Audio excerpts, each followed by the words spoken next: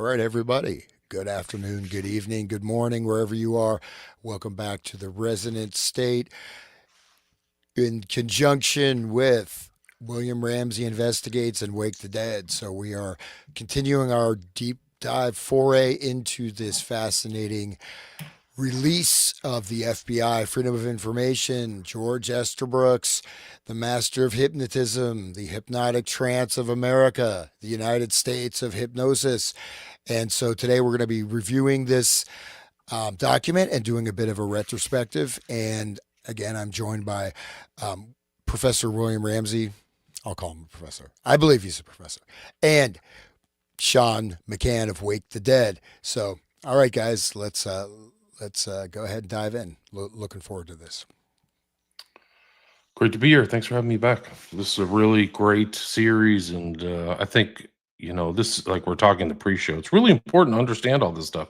This precursor, these dates are pre-World War II, and so the release of this document for people who haven't gone through the entire 10 episodes, which I do recommend you go back and look at this. This was FOIA from the Black Vault. I think the guy's name is Greenwald. So you can go to the Black Vault website. There's other great documents there, but for some reason this was overlooked by researchers, but it really is a gold mine of information and technical stuff. And I'd just like to restate maybe the obvious is that these are correspondences that back in the day, they had to type them out. They either had secretary or secretaries typing all this stuff, usually in detail with like strange printers or carbon copies and things like that that had to go out to all the bigwigs. So this is like a very time consuming process. The compilation of putting together this 450 pages of stuff in two separate PDFs over time is like a lot of work. So this is important to them.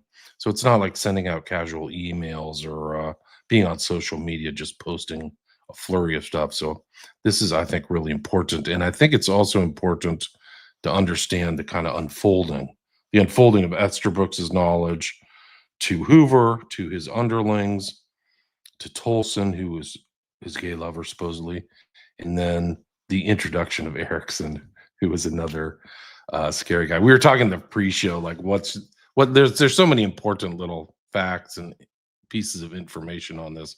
But for me, the thing that stands out the most is the one I think we mentioned either last time or the time before that, which is where Dr. Larson talks about what they're up to. And I'll read the full sentence. It's Dr. Larson indicated that because anyone associated with hypnosis has a dangerous tool and weapon at his command, he is necessarily subjected to such much rumor and gossip concerning violations of medical ethics and practices and of immoral actions. And it's actually, these same terms are very important because if you go all the way back to Manchurian Candidate, there's that statement of Yen Lo talking to people and that this is a weapon. He's talking about Lawrence Harvey's character saying that he's a weapon. And so they're using that same information in a classified document. To my knowledge, this document, like I said, was not exposed until 2018. So you see that same kind of conceptual theme. But I think that's one of many important statements in this whole thing that we've only gotten up to 128 pages. So there's a lot more. There's a lot of, just to let people know what's on the horizon, there's a lot of academic papers in this and stuff like that. And I don't think it's worth our while to reread in detail. So I think the correspondence is really the more important part. But you can get this document, or these guys can do it as well if they want to do it solo. But for me, that's not as important because there's a lot of academic documents referenced in this. But those are really my takes. And just to do an overview of the whole, like what we've done over the last 10, we covered Manchurian Candidate, the movie by Condon. We did the intro to, I think it was the Condon intro to not the Marx book. Mission Mind Control. Thank you. Walter Operation Bohr. Mind Control. Thank you. Walter Bauer. Thank you. We did that. Then we did something. Oh, we did Dave McGowan's Kill. Yeah, Program to Kill, Mind Control 101. So we read all that. And then we came to this document. And it just shows also like how intelligent and important McGowan was, like giving just a basic outline. And then we've talked a lot about current events, Hans's restated a number of times how many strange killers there are. Right now, Mangione is being tried. This guy, supposedly who killed Charlie Kirk, Tyler Robinson, was brought into court. I can probably bring that video up because somebody was there. No media, which is really weird. Only 20 people from the media at the state court for somebody very important who was killed, shot. And she said he was a zombie. He just basically stood there. She literally saw him. I'll try to bring that up now. But that's my take, my overview of what we've done so far. Yeah. It's oh, sorry, Sean. Sorry, I started first. No, go ahead. I just wanted to say that it's really important to us too that are doing the deep dives and the research, and the fact that you're bringing this for all of us is like huge. I was saying in the pre-show about how it's like Mystery Babylon level. Like Bill Cooper, I mean, he had millions of shows, but those Mystery Babylon, there's like 47 of them or something like that. Those were true gold. And, I would listen to those over and over again, just to really soak in All right, we're what he back. was teaching us. And I believe that these series here is the same level. I mean, there's no other podcasts that are bringing you this granular level of information. So I'm just, again, so grateful to have this and to be part of this, and to be able to add. What I would also like to add, my most important thing over the last, what we've been doing, is the fact that it's trauma-based mind control, and how they knew about trauma-based mind control since the beginning. The Grok the clown with the broken legs and stuff. That is the mechanism, and the drugs and the hypnosis is like other factors which help, but the main mechanism is learned helplessness and the breaking of the psyche, and that's extremely interesting for everything that I've been learning and trying to understand, on my show, and this, it's a weapon. The fact that, and we brought up Russ Dizdar and the Black Awakening, and we brought up the Dave McGowan, and, Manchurian Candidate is about a murderer, like they made him to be a wet. That's the first thing and it's just more evidence every episode. It's just like evidence of like how finely tuned the military creates their weapon, and the human mind to them is just another mechanical process, like the firing of a gun. They just hijack it. Like Yuval Harari says, or whatever. Like there's no more free will in these people, and the examples of Estabrooks having these like forever hypnotized people. He's got like 3 of them that he's just going to loan out to people. Oh yeah, I mean, it's and it's spoken about like it's just normal, no big deal. 1937, and and somehow in the 2000s, everybody's just like, "Oh, what is it going on? I don't understand the world. What's good? What's the real deal?" But it it's mind control, like straight up from the beginning, and like this is explaining to everybody, even people that are skeptical and like, oh, I'm not a conspiracy theorist type. Look at the document. I mean, but this, take it to the bank, right? This is real. This is real, and it's very important, and I'm so glad. So thank you. Great. Yeah. Thanks, Sean. And one thing to note is that the it's everyone talks about mind control, but in a certain way, you should look at central nervous system control. So ultimately, the control is aiming for the functional operational attributes of the physical organism accessed through the mind. But the thing is that if you look at all these, like say talk therapy, if there's something that's in a very, it's things are operating as programming, right? And this is what NLP talks about. I was going to bring up that book, the original publications, the leather-bound volumes. They have all these equations of how to do this programming. It's literally written out in mathematical equation formulas. So they're creating a formula, and these formulas target different aggregates, different groupings of people, etc. Right? And so, and just saying that there's also they're inducing I mean, look at the heavy level of chemicals they're also introducing. Right? So there is no holds barred. Right? And then when you define, we also have to look at these definitions, right? Remember Guantanamo Bay? They define the people that were taken there, non-combatants, right, or whatever, whatever belligerents. So you just create these definitions. How many of American citizens, maybe all of us, are under various designations that allow us to be experimented upon with impunity? And then again, the again, these are not just fired off missives. These are not just tweets, right? These are also records. These are documents. These are policy statements, right? So these are typed up. These are created as documentary trails and also as directives and orders, right, that are issued. So this is much more important than, say, someone firing stuff off on Twitter. Those are not directives or orders. But so anyways, just hopefully the recognition that this sort of hypnotic suggestibility, hypnotic control on the macro level, on the expanse level of the general population that allows these mass movements, as well as the particular with, again, how do you go from the max number of mass shootings in U.S. history before it was 2012 was about 22, right? After that, it went up to 400 something in 2013. It has not gone below 400 something a year. It even went up to almost 800 in 2023. Mass shootings a year. In U.S. history, you have decades with one or two in the entire decade. So this, from Columbine to 2012, there was like 10 mass shootings. So I'm just saying that something is going on, and why did it just spike like that? So. Right, it ties into Program to Kill. One of the other themes that I overlooked too in my intro is also the guise, right? So Esterbrook is saying, I'll go be in the guise of a guy at YMCA.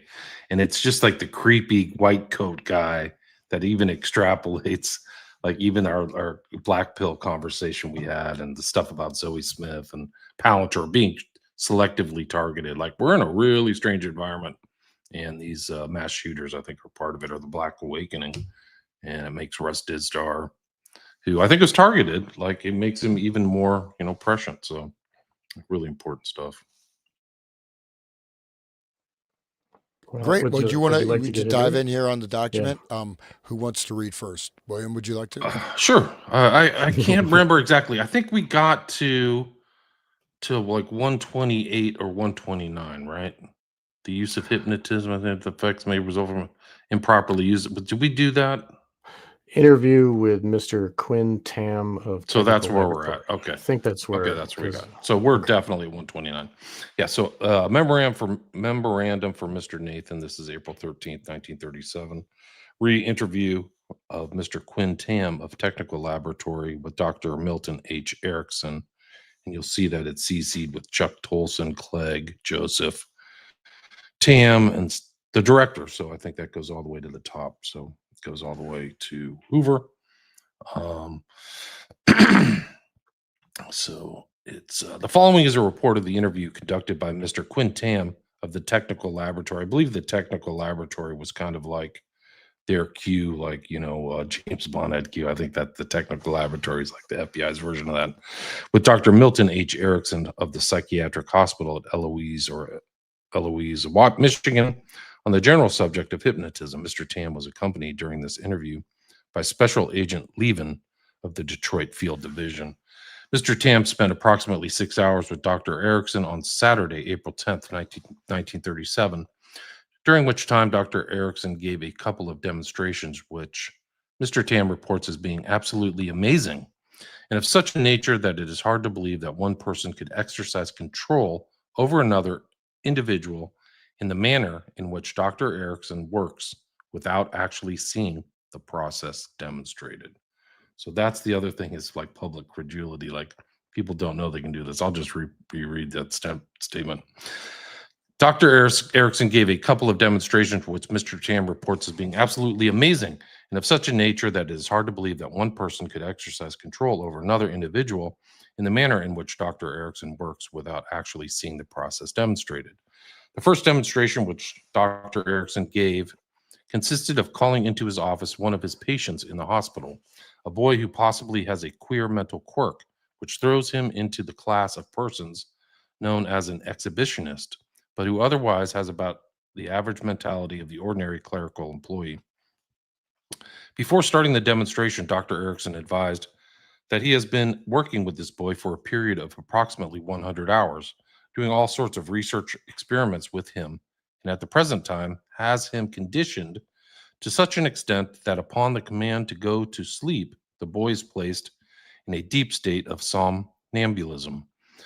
When placed in this deep state of hypnosis, resembling very greatly an intense trance, Dr. Erickson proceeds with a type of experiment which he calls the personalization, and changes the boy's personality from the individual who he actually is first to a fictitious character whom he calls Johnny Walker. As Johnny Walker, the subject was a boy with the mentality probably of a 6-year-old. He had a great deal of difficulty in enunciating and pronouncing words, or in speaking generally.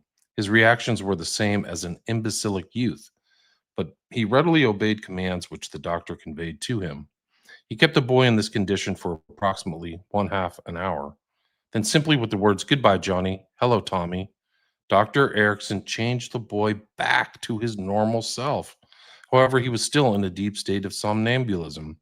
As a control to show that the person was actually in a hypnotic state, Dr. Erickson made use of the induction of muscular rigidity similar to catalepsy, so that during the whole course of the demonstration with this particular subject, the doctor had him hold his arm in a rigid position. This is very common testing of hypnotic states, and you'll see that played out through a lot of other people. I've read of William Joseph Bryant doing the same test.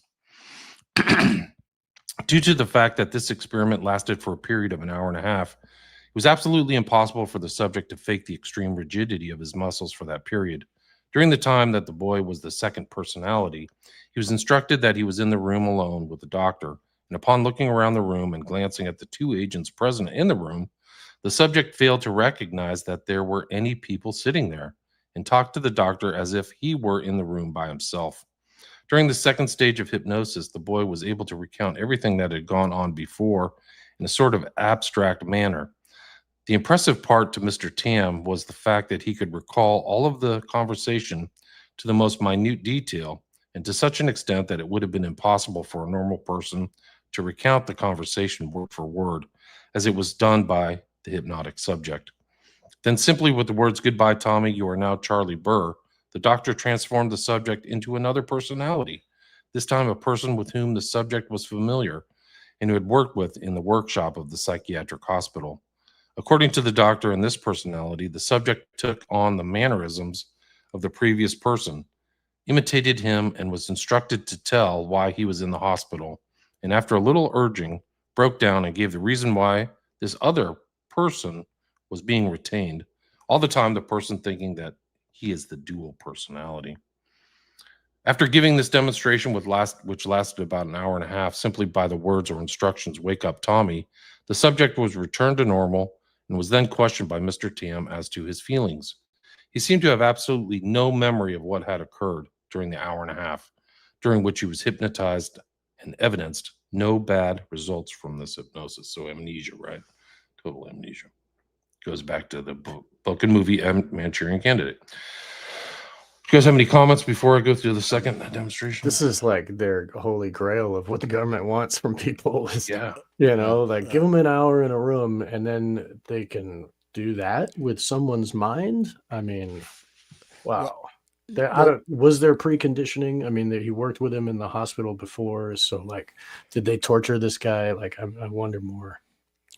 Well, Erickson was known though for being able to. He'll just talk to you, and I won't mention the particular broadcaster who had some critiques of ours, but that to me seemed like embedded type of Milton Ericksonian hypnotic language where you're induced into a trance, you do not recognize you're a trance. Here's a couple things that are maybe not scary is the wrong word. The previous document, they talk about use of magnetic fields on animals to induce hypnosis, electromagnetism, electromagnetic fields, cell phone towers, you know, Wi-Fi, Right, etc. right. So this experiments with magnetic fields, electromagnetism, aggregate states. So you're doing force multipliers, types of induction. So the main thing is induction, force multipliers. Then we have the fracturing, creating multiple personalities. This is of course SRA, etc. This is probably the developmental stage of that. But again, Erickson was known as like you're in a trance. You don't even know you're in a trance. The thing is, you have this bifurcation of consciousness. You get this permanent trance state where you think you wake up from the trance into your normal personality. That is also part of the trance state. So you have these layered degrees. It's like topology, right? It's like all these different sedimentary layers of trance conditioning. Johnny Walker, and one last thing I'll say: look at all the advertising, all the things that are fed into our brains as different types of. You just think you're just broadcasting this vast array of hypnotic commands and triggers that are going to affect different people differently, but they're going to certainly affect people. And you can walk outside your door and probably see people that are living in a permanent hypnotic trance. And then they go to some, Wim Hof thing where they lie in a cold bath and you activate the sympathetic and parasympathetic nervous systems at the same time. I'm not criticizing that per se, but that can actually, people have actually died from doing that. It does create like a buzz. You get a trance state because you fried out your brain. And then you feel, oh, I'm at rest. I'm so peaceful, man. I feel great. But you're still in that aggregate hypnotic conditioning state. So that's what he's referring to, which is really, really, really chilling if you think about it, is this permanent state of low-level trance induction where when you wake up from one dream, you're in another dream. You wake up from another dream, you're in that dream. It's like this series, it's like a hall of mirrors. And then think about that with the 24-hour news channels that are always like giving you this new reality, and you just got to keep up with what's the crazy news now. Oh, what's the crazy thing? And it's just like continually putting you in that fear state of Grok the Clown. Like, oh, I mean, Dopamine hit. And then you go on Facebook and you get your dopamine hit from the likes. So it's just doot, doot, doot, doot. Then you go to the, Indian right. casino and get your dopamine hit, and just like how conscious. Yeah, you are pull the man? lever and all the bells and whistles go, and like fucking yeah. And the then other you see thing is, the number 777 is like this highly occult magic number, and it's like, oh yeah, and then your eyes bug out even wider. Yeah. Wow, it's even like the amnesia element too is very important. Like we did that show on Black Pill about COVID, and it's like people just forgot and went forward. It's almost like something from H.G. Wells where you have the Morgoth and the Eloi, where the Eloi have just no memory or no capacity for circumspection. Like I'm here, like I'm in the midst of people who are like like they think that Tyler Robinson was a tranny loving furry who shot Charlie Kirk. Like I literally talked to them. I'm like, oh, really? Wow, that's really great. Yeah. So he did shoot him with a 30-06. Well, that was what I was told on TV. Like I'm literally having these conversations. It's just like, whoa, you're like literally being led around like a grokking clown. Like the story is a total fairy tale, by the way. Like if people can't figure that out, people who listen to my show know it's a fairy tale. But And But you know what? not just that, like every 4 years, people are under this trance again, and they think that they can go just vote themselves into freedom again. Like, and I look around, and all these people are crazy, and they're all under this trance, and they all have this false reality that like so there's levels. You know what I mean? There's like religion and statism, and like all of the culture. Like everybody's under those kinds of. That's the sediments that Hans is talking about. Yeah. No, it's But really then you real. get- It's interesting because you learn this from like learning this knowledge. It's almost like you're your own doctor trying to like ascertain this person. How much do you know? I had a family member. I'm like, yes. He's like, yes. Tyler Robinson shot Charlie Kirk with a 30-06. And I asked him, how do you know that? He said, why would I know anything different? Well, there you go. And things Wow. are forgotten. As soon as the news cycle shifts, it's forgotten. So this is, I mentioned the nervous system, right? So when you're doing, your doom scrolling or you're doing, your social media, what you're doing is you're just, okay, you've got this light waves coming to it's just all in the brain, right? And you're just firing up see, people, I think it is keeping people in a continual startle reflex, right? So the startle reflex, gunshot, bam, bam, bam, bam. But then it turns that into a pleasure. So it rewires your brain. So pleasure becomes pain. What is damaging you becomes attractive. And then you are in a bad way because you're addicted to it. It's like the sadomasochism thing. It's like the people they all of a sudden they think that pain is pleasure, and then they start doing that to other people, and like it's like a switch that gets flipped in their head, right? I don't know. Anyway, That's incredible. it goes right along with those Frankists, doing the opposite of everything, and we were talking about in the pre-show, but yeah, sorry, we kind of veered off. Are there comments then? Yeah, did you bring those up because you want to read them? Okay. I'm just bring. Well, there's tons of comments. I just forgot to put this little kind of. Oh, okay. We'll get to that later. We'll get to that. We'll maybe at an hour mark, take a break or something. Okay. All right, back to the document. The second demonstration. No, I got this. Okay, I'll finish this document. All right, good. The second demonstration was extremely startling and probably demonstrated that Dr. Erickson, in Mr. Tam's opinion, is purely interested in the scientific research of what actually occurs during a state of hypnosis.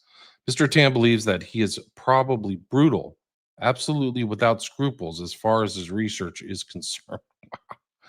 Mr. Tam believes that he is probably brutal, absolutely without scruples as far as his research is concerned, and will go to any means to obtain the desired end in the research in which he is interested.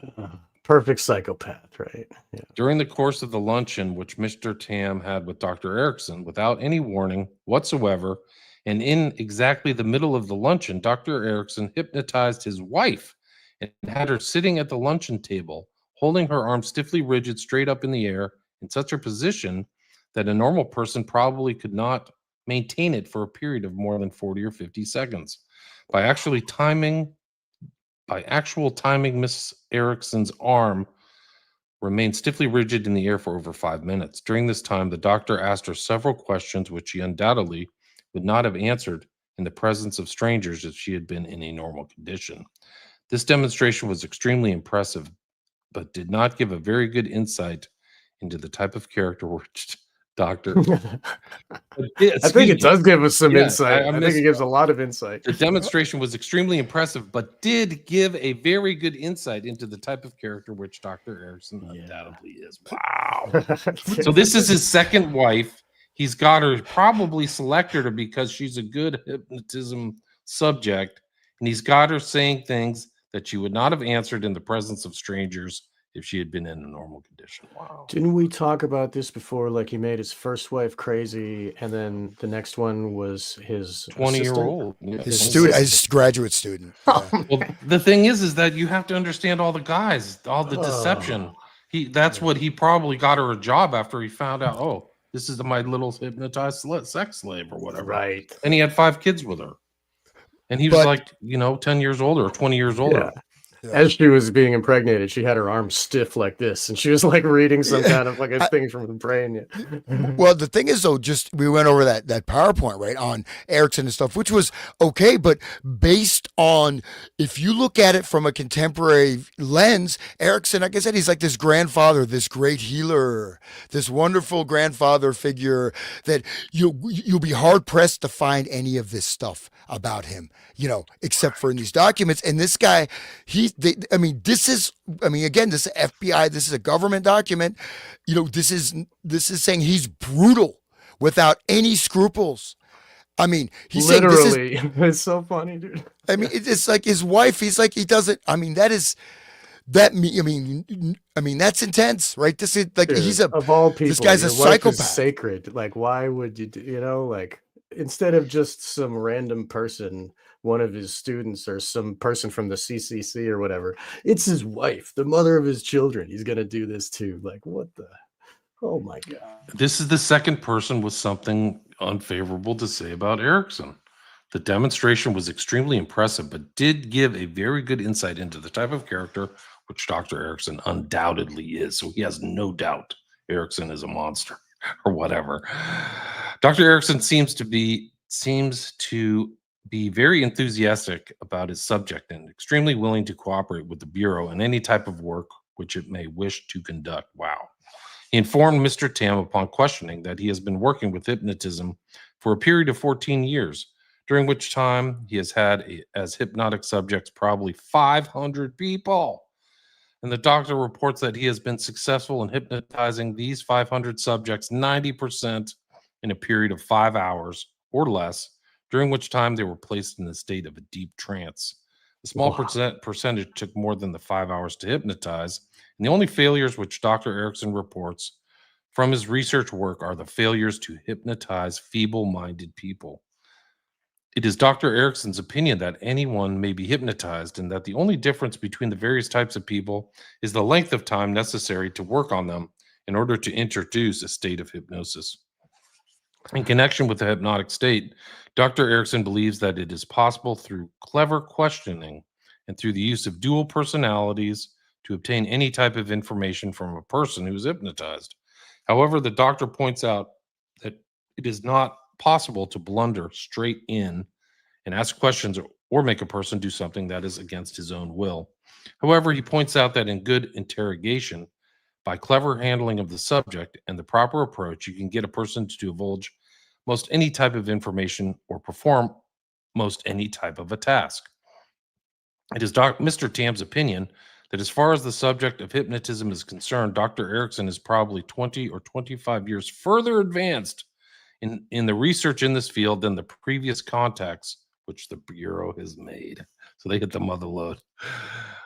The type of his technique and his procedure is much more refined and probably much more highly successful than the technique used by Dr. Esther Brooks. Mr. Tam did not have a great deal of chance to observe the actual technique used in placing a person in a state of hypnosis for the first time. However, he questioned Dr. Erickson extensively along this line and found that the first thing that Dr. Erickson does is to gently suggest certain things to the person that are bound to happen, such as the fact that if he sits in a chair for a long period of time, he will soon become tired. Things that will place him on the defensive, such as suggesting that as much as he tries, his eyelids will soon become heavy and close, and he cannot keep his eyes from blinking. Anything with the idea of getting the person to concentrate on one particular thing. Then, once the state is obtained, Dr. Erickson believes that it is easy to put a person into an extremely deep trance. It is believed by Mr. Tam that more time would have to be spent with Dr. Erickson to master the technique which he uses. I just wanted to add that he was talking about 5 hours per subject to put them under hypnosis forever. I just wanted to say that most average people watch television more than 5 hours a day. Just put that there. Okay, let's keep going. Yeah, so I mean, it's just crazy. Here's the thing: is you get him into a state of hypnosis, and then you take him deeper. That's what he's saying. So you even go farther. Mr. Tam asked Dr. Erickson what he thought of the use of drugs to place a person in a more receptive mood for hypnotism, and Dr. Erickson informed him that as far as his research was concerned, he had found that drugs served to hinder rather than hasten the hypnotic effects. Dr. Erickson expressed the belief that the hypnotism could be used on criminal subjects very successfully, dependent upon the cleverness of the interrogator or the operator in circumventing the inhibition of the hypnotized person to do anything against his own wishes. He said that he believed that a person in a hypnotic state, his mind is so much at the control of the hypnotist that little difficulty would be encountered in working and getting information from criminal subjects. In line with Mr. Tam's suggestion that you orally, that he believed it would be desirable for you to contact Dr. Erickson and see the demonstrations of the work which you can do. It is suggested that if the Bureau approves, You and Mr. Tam could proceed to Eloise, Michigan, sometime during the week of April 19th, 1937, so that you personally could see the demonstrations and the technique which Dr. Erickson uses. There are attached here, too, 2 reprints of publications by Dr. Erickson, which were given to Mr. Tam during the course of his discussion with Dr. Erickson. There's attached here, too, the director's signature. Here for the director's signature, a letter thanking Dr. Erickson for the demonstrations which he gave Mr. Tam. Wow. It's an incredible document, man. Well, Off the charts. 20 to 25 years ahead of what the Bureau has. So you see that what we've revealed with this, I don't think, okay, I've known about Erickson in conjunction with NLP. I had no idea that he was connected on this level and really in a certain way far more advanced, right, than other people. Even and again, absolutely without any ethics whatsoever. Power by any means necessary, even including saying, I'll hypnotize my wife and I'll make her talk about her sex life, basically implying that, and make her do something that's some incredibly painful position, stress position, and just at the dinner. I mean, well, in front of the public. That shows that he has absolutely no scruples. It's simple power, control, and like this next study, I don't know if we want to go through all of it, but I mean, just look at this again. You mentioned this already, William, is the white coat. You go in for a treatment and you end up as a hypnotic subject. This guy has a problem. What? Premature ejaculation. Well, let's go ahead and let's induce a neurosis and make him mentally ill also. So you're still going to have premature ejaculation, but you're going to be psychologically screwed up. Thanks, Milt. Here's the thing, guys. If you look at so really many helping of society, these program guys, they've been in the hospital for long periods of time or in and out of the hospital, whether it's Chapman or Sirhan. I mean, the list is really actually long. Mangione, Mangione went in the hospital for like a back surgery, came out like a different personality, right? And wanted to like, Ted Kaczynski is my hero. Well, how did that happen? Right. Like, are you Johnny Walker now? Like, what's your real personality? This is really scary stuff. Going back to Hans, they use the word brutal. Like Milton Erickson is brutal. Not the nice grandfather you thought it was, Hans. Yeah. But again, who has talked about Milton Erickson, and even with SRA, he's been sort of written out of the history. But I knew he was very powerful. I mean, he had very powerful techniques. But I look at this; he's creating multiple personalities, subsets in 5 hours. Maybe not even 5 hours. That's the thing. He was known. He'll just talk to you, normal conversation. He's already embedded hypnotic triggers, and then he'll just start activating them. A gesture, this, that, tap you on the shoulder, put the anchor in. Right. And again, just modulating speech, putting the command words in, and like listen to Aldous Huxley's speeches, listen to Bateson's speeches. They're those things that you just kind of blather on and on, but like get to the point. Well, even Noam Chomsky, great example of hypnotic Ericksonian hypnosis. Right. Yeah, but I mean, Noam Chomsky, the intellectual, superstar of the left. Yeah, but the way he talks, his measuring word emphasis, he's also using maybe a more mild form of Ericksonian hypnosis in these discourses. I mean, okay, maybe that's a jump, but no, really, that is. He's the gatekeeper. Like ask him about 9/11. He'll say, you're an idiot for not believing the government. Remember during COVID, he was like, oh, people that don't get vaccinated, they can just starve and die.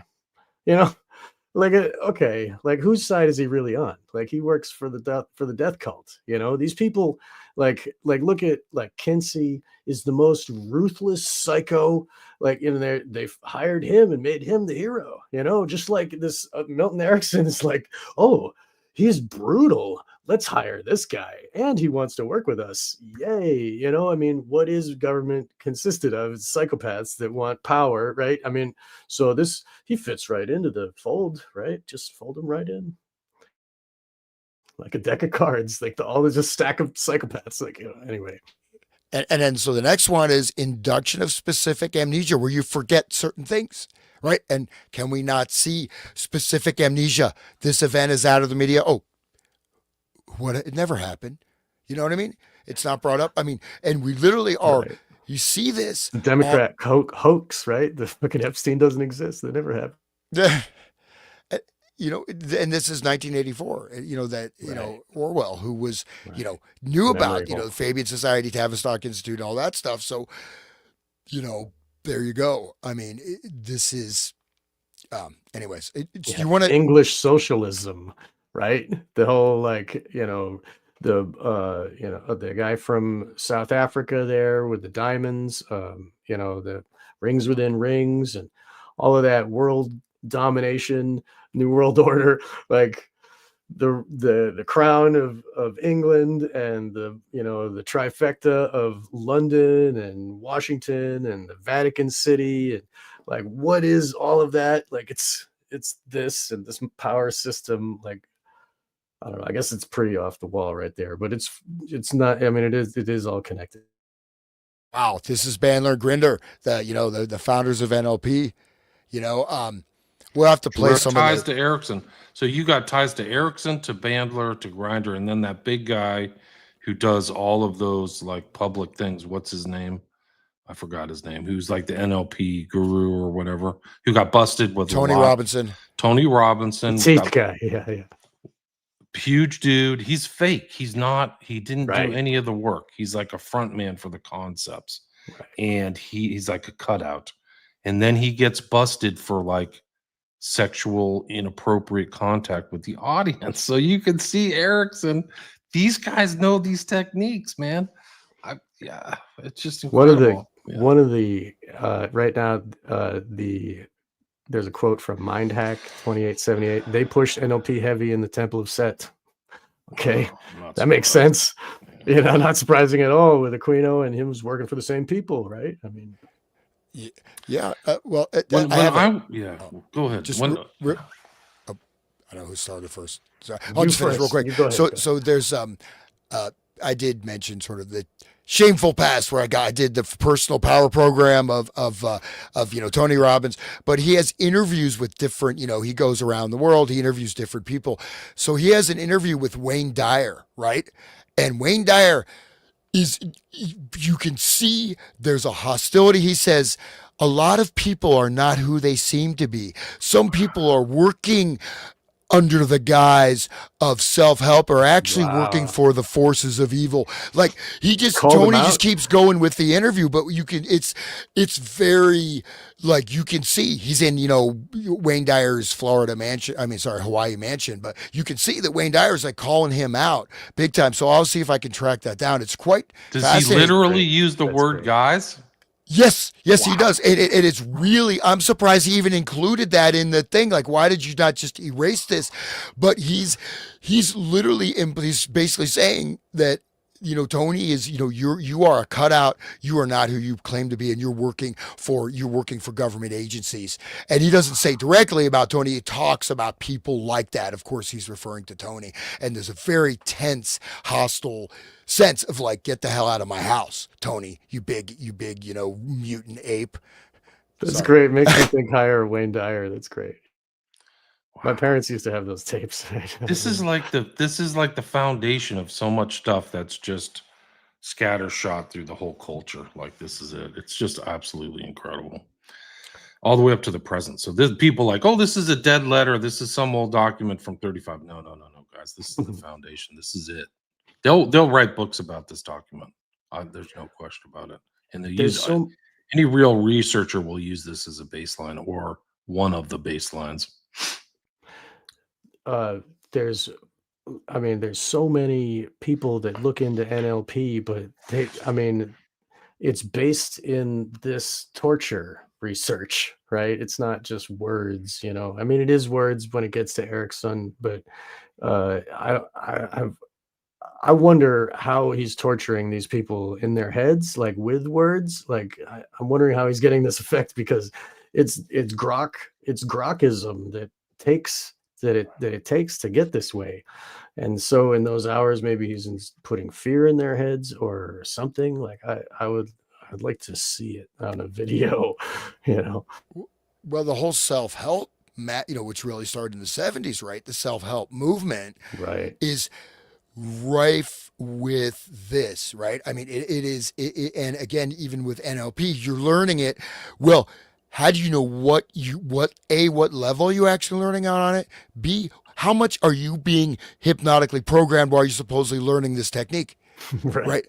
And that's the thing. Like you do not know. And then you have these layers of discourses, right? If you like, again, you look at the main books of NLP, Frogs into Princes, etc. You try to get through them. They're just dialogues, right? It doesn't, even the written word can induce hypnotic Right. trances, where and you can see that, so but if you look at the actual books that are, those are for the psychologists, well, no, it's all mathematical formula. You immediately get a topology of how someone basically functions in their inner and outer, representational systems, and you find a way to mirror that, and then you start changing it and programming it through formulas. And these formulas, again, are very specific, and you can apply them to large scale group sectors, or you can even put in the principle of entrainment, you put in one person who has been deeply hypnotically conditioned. They will start to, their behavior will influence the behavior of those around them. So unless people are conscious, then suddenly you can create these mass effects of these arrays. Maybe it's because everybody has levels of trauma and he's just accessing that within them, and the SRA people are just imposing specific traumas that they know this happened with this, and so that way they control the whole situation. Maybe that's he's able to access like that. Because I mean, how can everybody? He says like everybody can be hypnotized. It's just the level Right. of, before in the earlier documents, they were like, oh, this many percentage of the, 40% or whatever it's possible One to out of hypnotize five. them. Yeah. Right. Yeah. Something smaller. Yeah. Like 20% or whatever. But then he's saying everybody, it's just how deep do you have to go to get them? It's like, because everybody has a mind built like that. So it's scary. Scary stuff. This isn't, I Yeah. mean, these are the two papers that I mentioned earlier. Like, I don't want to go into all the detail or rewrite this. You can probably find this. This is Milton Erickson from the British Journal of Medical Psychology, 1935, study of an experimental neurosis hypnotically induced in a case of ejaculatio precox, which is premature. This was the nice Latin word for premature ejaculation back in the day. But basically, what he does is he explains how he changes this person's personality to make sure that he doesn't have that same kind of sexual dysfunction as well. Well, I can actually read the final. I think that each one has kind of like a summary. Um, a patient seeking a therapy for a neuroses of ejaculatio precox was subjected to an experimental procedure where an attempt was made to induce in him a second neurosis by means of a hypnotically implanted complex. This complex had been formulated to symbolize or to parallel his actual neurosis. In consequence of this procedure, there appeared to result an identification of the induced conflict with his original neurosis and a fusing of their effective reactions. After the patient had been forced to relive, abreact, and gain insight into the suggested conflict, it was discovered that he had made a clinical recovery from his original neurosis and that he was still able to function normally a year later. A discussion is given in which possible psychological processes and mechanisms underlying the experimental results are elaborated. The ultimate soundness of the therapeutic results is questioned, and emphasis is placed on the practicability of hypnosis as an experimental procedure in the analysis of personality disturbances. There follows a list of certain specific problems suggested by the study. So basically, he leveled one neurosis on another neurosis in a hypnotic state and then solved his problems. You know, They can't solve anything. They can only give neuroses. well, Good point. I'll just give him two neuroses instead of one, and that'll solve his problem. Now he's doubly neurotic. If you don't mind, I just want to read. There's one passage here where he goes through sort of his hypnotic thing. It's about one Sure, and a half pages. Okay, sure, sure. so I'll just start. This is page 141. And so this again from the document. So as soon as a patient had been placed in a profound somnambulistic hypnotic trance of the type characterized by an apparent complete dissociation from all environmental stimuli and by an apparent total amnesia post hypnotically for all trance events and suggestions, he was given the following instructions. Now, as you continue to sleep, I'm going to recall to your mind an event which occurred not long ago. As I recount this event to you, you will recall fully and completely everything that happened. You have had good reasons to forget this occurrence, but as I recall it, you will remember each and every detail fully. Now, bear this in mind while I repeat what I know of this event. You will recall fully and completely everything just as it happened. And more than that, you will re experience the various conflicting emotions you had at the time in which you feel exactly as you did while this occurrence was taking place. Now, the particular event of which I'm going to tell you is this. Some time ago, you met a man prominent in academic circles who manifested an interest in you and who was in a position to aid you in securing a certain research fellowship in which you are most interested. He made an appointment with you to see him at his home, and on that day, you called at the designated hour. When you knocked at the door, you met not by this gentleman, but by his wife, who greeted you cordially and was very friendly, making you feel that her husband had given a good account of you to her. She explained apologetically that her husband had been called away for a few moments, but he had returned shortly and had asked you to be made comfortable in the library. You accompanied her to this room where she introduced you to a charming girl who was obviously very shy and reserved and who she explained was her only daughter. The mother then requested your permission to go about her work, explaining that the daughter would be happy to entertain you while you waited. You assured the mother that you would be very comfortable, and even now you can recall the glow of pleasure you experienced at the thought of having the daughter as a hostess. Okay, it goes on and on. He basically he talks about the cigarette with the phallus. Um, Rapidly mounting impatience. So he's basically okay. It goes on and on, but basically conditioning. Earlier, he talks about the ashtray. The cigarette is like the vagina. The ashtray is like the penis. Um, so it just goes on and on and on. But this is so breaking the ashtray like represents breaking of the womb, this and that. So all this psychosexual stuff for a completely fabricated event that's programmed that he recalls as if it really happened to him. So this is very important. This uses also that the memory palace like technique, right, which was comes from Rome or Greece, where to memorize huge amounts of knowledge, you visualize like this inner memory palace, right, with different rooms, and these different rooms have different symbols, etc. But this memory palace, just think about the media conditioning you to experience events as if you will recall this event as it happened to you, but the event is being put into you. The event never happened to you. The event is being implanted into you. So I could go on and on. I realize that trying to explain all the sexual symbolism with the ashtray and the phallus is a little bit over the top, but it's showing that this is what he's doing, and it's quite advanced. And it's kind of what the news is doing with 9/11, never forget, never forget. And they're like showing us what Obama or, Os, Osama did this. And like they were going hard on telling us, oh, yeah, the floor's pancaked. And yes, the floor is pancaked. I know that is the true. Just like William was saying, this guy, his family member was saying, yeah, Charlie Kirk was shot by this guy. I know that's true, but why would I know anything different? That it's imposed on them, this reality.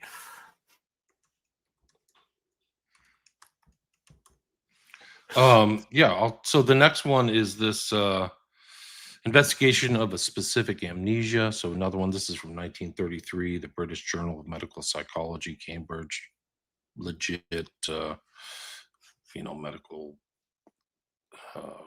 academia place. Let's see. Where he's at Worcester State Hospital, Massachusetts at that time. Worcester. It's Worcester, thank you, Worcester, whatever. yeah. I'm Yeah. terrible. Sorry. It's Worcester. But this specific amnesia, that's interesting, you know? Yeah. That's very important, I think. I'll read the summary. In summary, the problem investigated was an attempt to recover the content of a specific amnesia of the identity of a Christmas gift without the aid of supplementary information. Techniques of free association alone, free association and direct questioning and hypnosis, automatic writing, and crystal gazing were tried without success. So they're trying automatic writing, crystal gazing, holy smokes. Finally, by means of a specious argument concerning the existence of a third level of consciousness and the permission to use disguise mechanisms, the forgotten material was actually obtained, but in such guise that its true significance was not recognized. Then, by means of dream activity, a situation was created whereby the subject, without assuming the responsibility, could circumvent the repression. Following this, a conflict state developed, characterized by the alternate repression of two ideas, and ultimately resolved by the attachment of the effect to a related subject, from which it was eventually dispelled. The motivation of the amnesia was not learned until months later, when the subject disclosed its origin to lie in an emotional conflict concerning two men. And the complexity of these like techniques and stuff. And now the other document used the term abreaction or abreact, which I remember the Scientologists use. So I'm like seeing this kind That of like Philip K. Dick resonation into uses that all the time. this stuff. that's Yeah. for listeners, that's when your body feels the same feelings as it did when it was being abused. When you have the memory, your body is remembering it too, and you're feeling it again. So that's what abreaction is. Well, in a sense, it's like you could almost say it's like you're going fully back into that state. You're Right. experiencing it completely. You feel it in your body. It's like you're It's like present. timelessness back Yeah. in time. Yeah. Yeah. Just from just the beginning, what he does mention again, just to highlight this this is from the first paragraph, but in achieving the desired results, use was made of various psychological techniques of free association, hypnosis, automatic writing, crystal gazing, and dream activity. The complexity of psychological phenomena, the successful use of disguise mechanisms, the apparent, though perhaps artificial sublevels of consciousness, and the peculiar behavior of the effect encountered all invite speculation and give rise to problems for investigation. Aren't those occult techniques also? Dream, crystal gazing, automatic writing, Right. I mean, It that's there. was famous New right Age or around something. the turn of the century there. Everybody was doing it. And like that's when Crowley was in his prime, and Blavatsky was doing her thing, and they had the table tipping, and the people were having seances on their big rich houses all over the place. That was All right, like we're at 20 the years hour. We're before at the that. hour mark. I'm just going to go through some of these comments so I don't have to go through them all at the end. Johnny All right. Sumatra, welcome. Let's see. NW Shot Stop. A peace, love, and gratitude to you guys for your research and deep diving insights. Happy to be here live. Watch your previous 10 parts of the series in the last few days. Incredible. Thank you very much. Appreciate the compliment. Please share it, guys, if you can. Johnny's here. Hey, Johnny. Welcome. Jacqueline sending love from Cumbria, England. Great. Thanks for listening. Super sticker killer connections. Thank you very much. Anything you can provide us help. Really, one of the best things you can do, which costs you no money, is just share the show, guys. If you're on social media, think it's good, tell your friends. If you're out having a pint or you're at dinner or whatever, just recommend the show. That's all you can do. You don't have to have any money out of your pocket. It's worth actually more. Johnny Sumatra. Has anyone ever found an online platform that was a common denominator for these alleged MK Ultra patsies? Discord, a claiming site that could profile, select, and program candidates online via hypnosis conditioning. I have not, but you see that people the one that comes to mind is that guy Gendron, who was with an ex FBI agent. FBI, we're talking to the FBI now. Ex FBI agent, and then he traveled to Buffalo, New York, and shot all those people. If you remember that.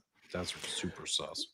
I know about Discord. I've been part of Discord, and it makes these little private chats between people. It's like the chats of Facebook, but and you can go into different rooms and really specify what you're talking about, what kind of programming you choose to receive. That 764, they're all over Discord, and they're, and so they can really specify like who they're dealing with, and they can really find, it's a good sifting mechanism because like it allows them to chat and talk it all out, and then they can read and see and evaluate people's mental state and like where, you know. Again, in a decade, if you look from, you go from Columbine all the way back to 200 years, there's what, 5 or 6 mass shootings total. I'm just bringing that up because the numbers jump up, and so you're looking at thousands of. You're looking at like averages, about 600, 500 to 600 a year since. Actually, 2026, 25 is only I think 463 right now, as a compared to 2023, which was almost 800. So these are 800 mass shootings. Like even that thing, the National Guard thing is not on the list because it's not a mass shooting. It has to be at least 4 people killed or injured. So it has to be more than 4 and above. So to go through and aggregate all these people, because this National Guard thing, he shot 2 people. All the other mass shootings, they're not reported. There's look how many were in Ohio. You live in Ohio, right? Have you seen any of these things reported? No. They are not reported at all, except for occasionally. So to look at these, I bet that's actually a great point, because I bet there's some commonalities, but then this stuff, and how do you even find data on that? Because these are almost all these stories are just in local newspapers, and then they never hit the national press. Except, selectively they do, but they don't. We'd be inundated. Like, why are people not freaked out about this? And then they do give us the Boston bombing and these other things that have like obvious actors and staged events to, but I mean, that was Sarnia brothers were controlled. handled. They were taken somewhere to the Caucasus, and they had weird state connections. Very Of strange. course. See, right? I didn't know that, but of course. Yeah, they do. They had I think their uncle or their dad had some kind of connection to government agencies like NGOs. Right.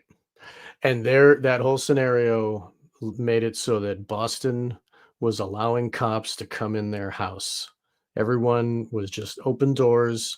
Cops were allowed in the house with guns because they're supposedly looking for this guy. And so it became normal, right? So they did control that situation.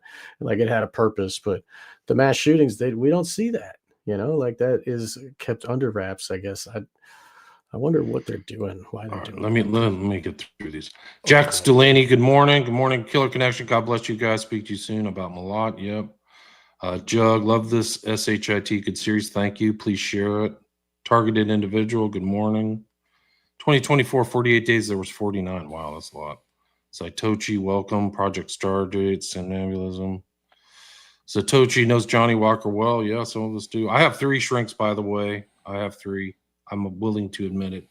And it's Johnny Walker, Jim Beam, and Jack Daniels. Those are my favorite. That's a fun kind of drinker, Jack.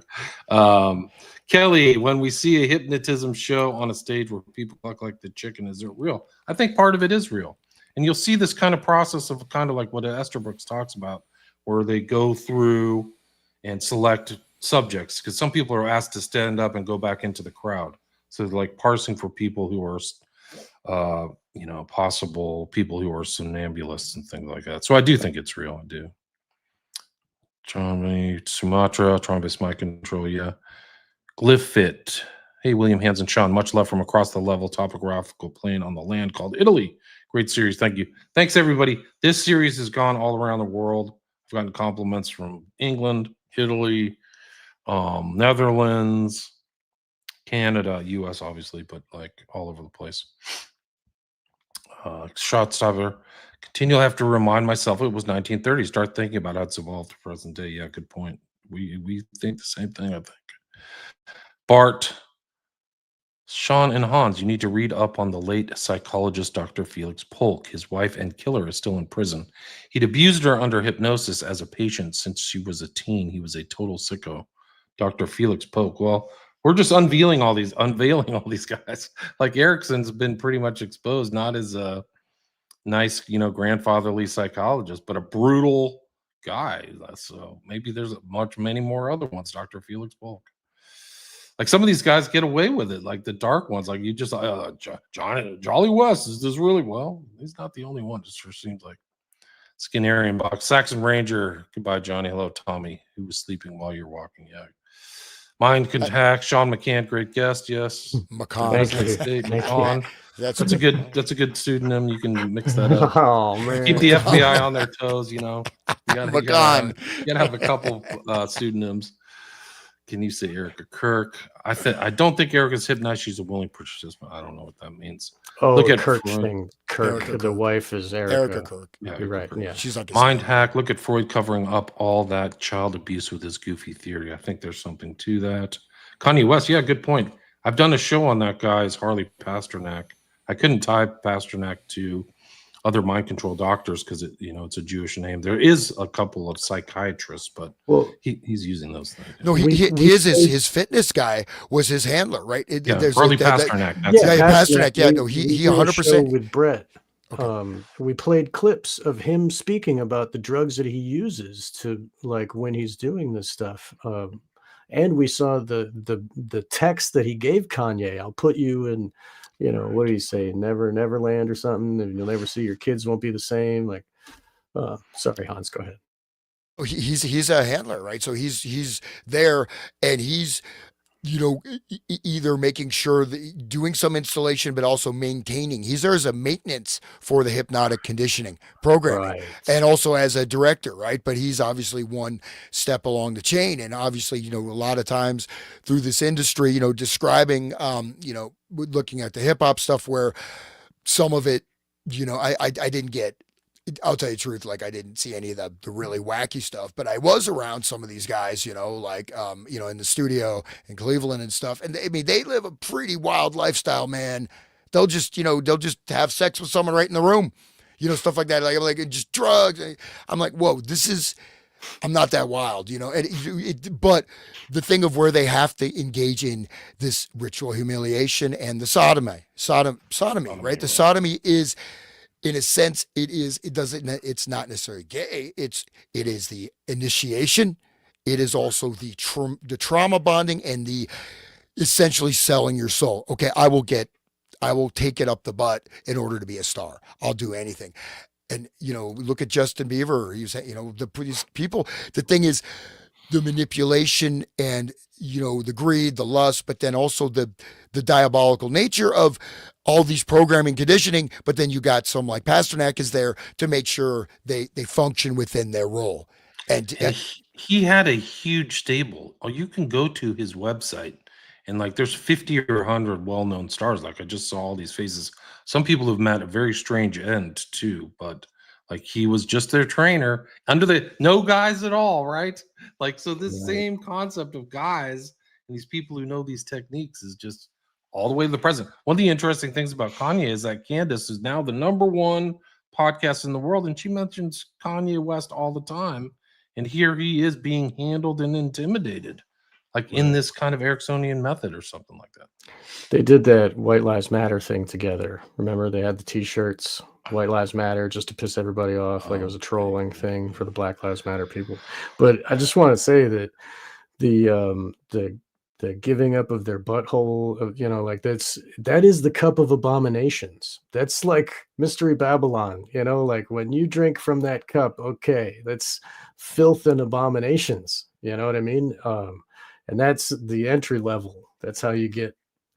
It's even in the Bible. You know what I mean? It's like, I don't know. I mean, just the gravy work that those Hollywood people have to do in order to be rewarded with all that they get. They have to drink from the sacred scarlet whore's cup of abominations, and ride the beast. Right. What is it? The Eye of Horus? That's what Crowley called it. Yeah. The mouth of Isis is no good for him. Right. That's right. That's what he said. Yeah. That's crazy people. I mean, like that's.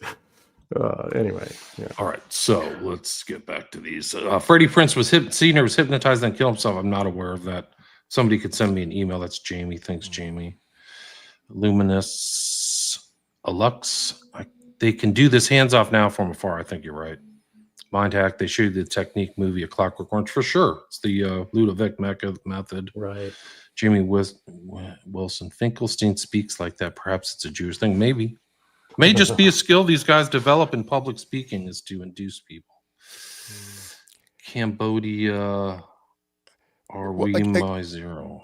Again, I mean, there's certain things people have known about them. A lot of these things, even psychology, it's supposedly a new discipline. I mean, you find lots of psychology in religious books. You find it in philosophy. Psychology existed. It just didn't have that name. So people were able to induce types of hypnosis, whether or not they knew how they're doing it. Or especially in occult stuff, though, I think a lot of the stuff that was potentially, coming from magical practices moved over into science, right? Why you doing crystal gazing or whatever, and so, but here's Johnny. Were magician shops and magic shows potentially early recruitment sites for victim subject or operators, devotees of hypnotism? I would say that's probably true. There's something to that. Look up the Magical Child in New York City and the Magic Circle. Sean's done a lot of work on that. It ties into Eyes Wide Shut. Like, you're not making this stuff up. It's not a joke. Mind Hack, they push NLP. We mentioned that in the Temple of Set. Jamie, I saw this new podcast that suggested that Folger overheard someone say that Saran was hypnotized by William Kruger. And there was, he's been around. Hypnotized. Saran was passed around. There's a meeting of him with Manly P. Hall at that kind of like occult place so like close to where actually one of the Manson killings happened. I can't remember the segment of LA that is, but Manly P. Hall was into the Eye of Horus. Oh, I bet he was into everything. He was into everything, but he was also a master hypnotist. Of course, they all are. Wayne Dyer shouldn't talk. He's one of them. Let me just get through this. Jello Head Jabroni, part 11, still want more. Oh. No, P.S. Michaela Peterson interviewed a girl promoting NLP because she had done it to herself and recovered from pain. I think it was interesting. Kelly, thanks, Kelly, for listening. A lot of self-help and seductive advice is kind of psychotic, like treating people as objects, as if of you, a will and magical opinion. Yes. Thank you, Luminous. Something all completely relevant now, no doubt. Books are good. Mind Hack, I'm a Christian, but you can even see some of these principles in church services with control of the audience and especially with political rallies. Absolutely no question. Absolutely no question. I've done shows on Danny Trejo. I think I showed Danny Trejo in this show. That was part of this series. Yeah, part of the series, and I actually showed that clip. Yeah. When I was on Tinfoil Hat, I showed it to Tripoli too. Well, Johnny Sumont. What? Manson was trained, right? So obviously he received advanced training going through all these stints in the state hospital. He was a clear Scientologist. So all the stuff we're talking about bleeds into Scientology. Clear zero. Magnetic, right? True, Cold Fact. See everyone. Hi, Cold Fact. Welcome. Mind Hack, Clancy back on YouTube. Thanks, Mind Hack. I'm back for now, but you never know. Was Freud the OG hypnotist? I don't know. Enjoyed your book on Corleone One Death Cult. Thank you. Cambodia. This means they can do hypnotize people going along with political setups and pleading guilty. Tyler Robinson is so clearly not guilty. He will plead and disappear. Yes, which leads me directly to this video, which we will watch now. Oh, sweet. But I haven't talked about this yet today, but you've been we mentioned at the beginning, we just haven't gone into it. Yeah. You've been in the courtroom Yeah. For the Tyler Robinson thing, post Charlie Kirk, because you live out in Salt Lake. Right. I live in Salt Lake, which is people diss Salt Lake so much. I don't know whether it's like Mormons, they Probably diss just or the whatever. Mormon thing. Great people. So I love Salt Lake. It's so good. But I was there. I live there. And of course, the very first hearing that I attended, it was so weird. So get this. I thought, this is a high profile case. Would you say it's a high profile case? Yeah. Thank you. So would you expect a ton of people to show up? Probably. Right. Yeah. Well, that's what I expected. I got there early. I went up and there's maybe, like, give and take, obviously I didn't count, but maybe 20 people. Biggest political assassination in recent history, and only 20 people showed up in Salt Lake City to see the hearing. That's incredible. Even just local journalism. That means there's some kind of like order behind. There's clearly a gag order, but like only 20 people show up. Where's even the independent media? There. But you got to That's keep it. listening. Journalists. This is state court. Yeah. And I'm like, okay, why It's a state criminal case, guys, so it's not the FBI. The FBI said a lot of things about it and supposedly got all that information and through Patel or whatever, but it's being prosecuted at the state level, not a federal level. why is it just us? Why is it not like lines of people trying to get in? So that's awkward. Yes. But all right, let's move on, right? We go in, they're like, no phones, phones in the pocket. I'm like, well, I don't have pockets, and I don't have, I don't have a purse. I never have a purse, like rarely, right? Like, sorry, bag. I do have a purse, but it's small purse. So I'm like, I have nothing to put this in. So because the what they told us was, if we see a phone in your hands, you're out. Why so strict? Is that Like- is that is that legal? I don't know. I don't honestly. It is illegal. You're allowed to make those rules to make sure nothing's filmed in a courtroom, but the overemphasis, I think, is telling. I don't know if it's either. legal, but it's a public trial, right? Like, it's a public the thing. So you would think that should not be a problem. And their excuse was, well, we don't want to make a circus out of it. Like, no filming, no nothing. It should be a circus. They just killed the guy supposedly killed the future of the right wing in the United States. The guy was 31 years old. I think, okay, no one's filming. Can I just freaking have a phone like on me? Yeah. So I had to like put my phone in between my legs and hide it. What if they saw that I have it in my hand or something, right? Yeah, now it's on camera. You admitted it. Uh-oh. What are they gonna do? Like, Gonna come arrest you. Yeah, F them. So anyway, the point is, I had so they said you will be ousted, right? I'm sitting there listening. The whole Tyler Robinson persona was weird. Like, the guy never moved. I said this multiple times. Like, he was there like a zombie. Guy never right. moved. He was there like a zombie. Wow. So there you go. Yeah, we remember that from the Aurora shooting guy. He was the same way, total zombie. Total zombie. Yeah, so that's the Tyler Robinson. Look up Cognify. They proposed to prisoners in their prison sentence and mentally punishment. Listed on YouTube as a prison of the future. Cognify, very creepy. That's luminous. Do it Lux. mentally. I'll check it out. Ooh, that is bad. No Watch way. the I whole saw TV that. Yeah, that clip was really scary. How they're going to put years of prison into your head in just a few minutes with like lasers and shit. Yeah, the implantation of false memories, all amnesia. This is really amazing stuff. Kelly, I felt the same. Just like thing with the Demolition shoot. Man, that movie there. They like give you experiences, lived experience memories that go into your own memory, just like it's normal, like fake memory.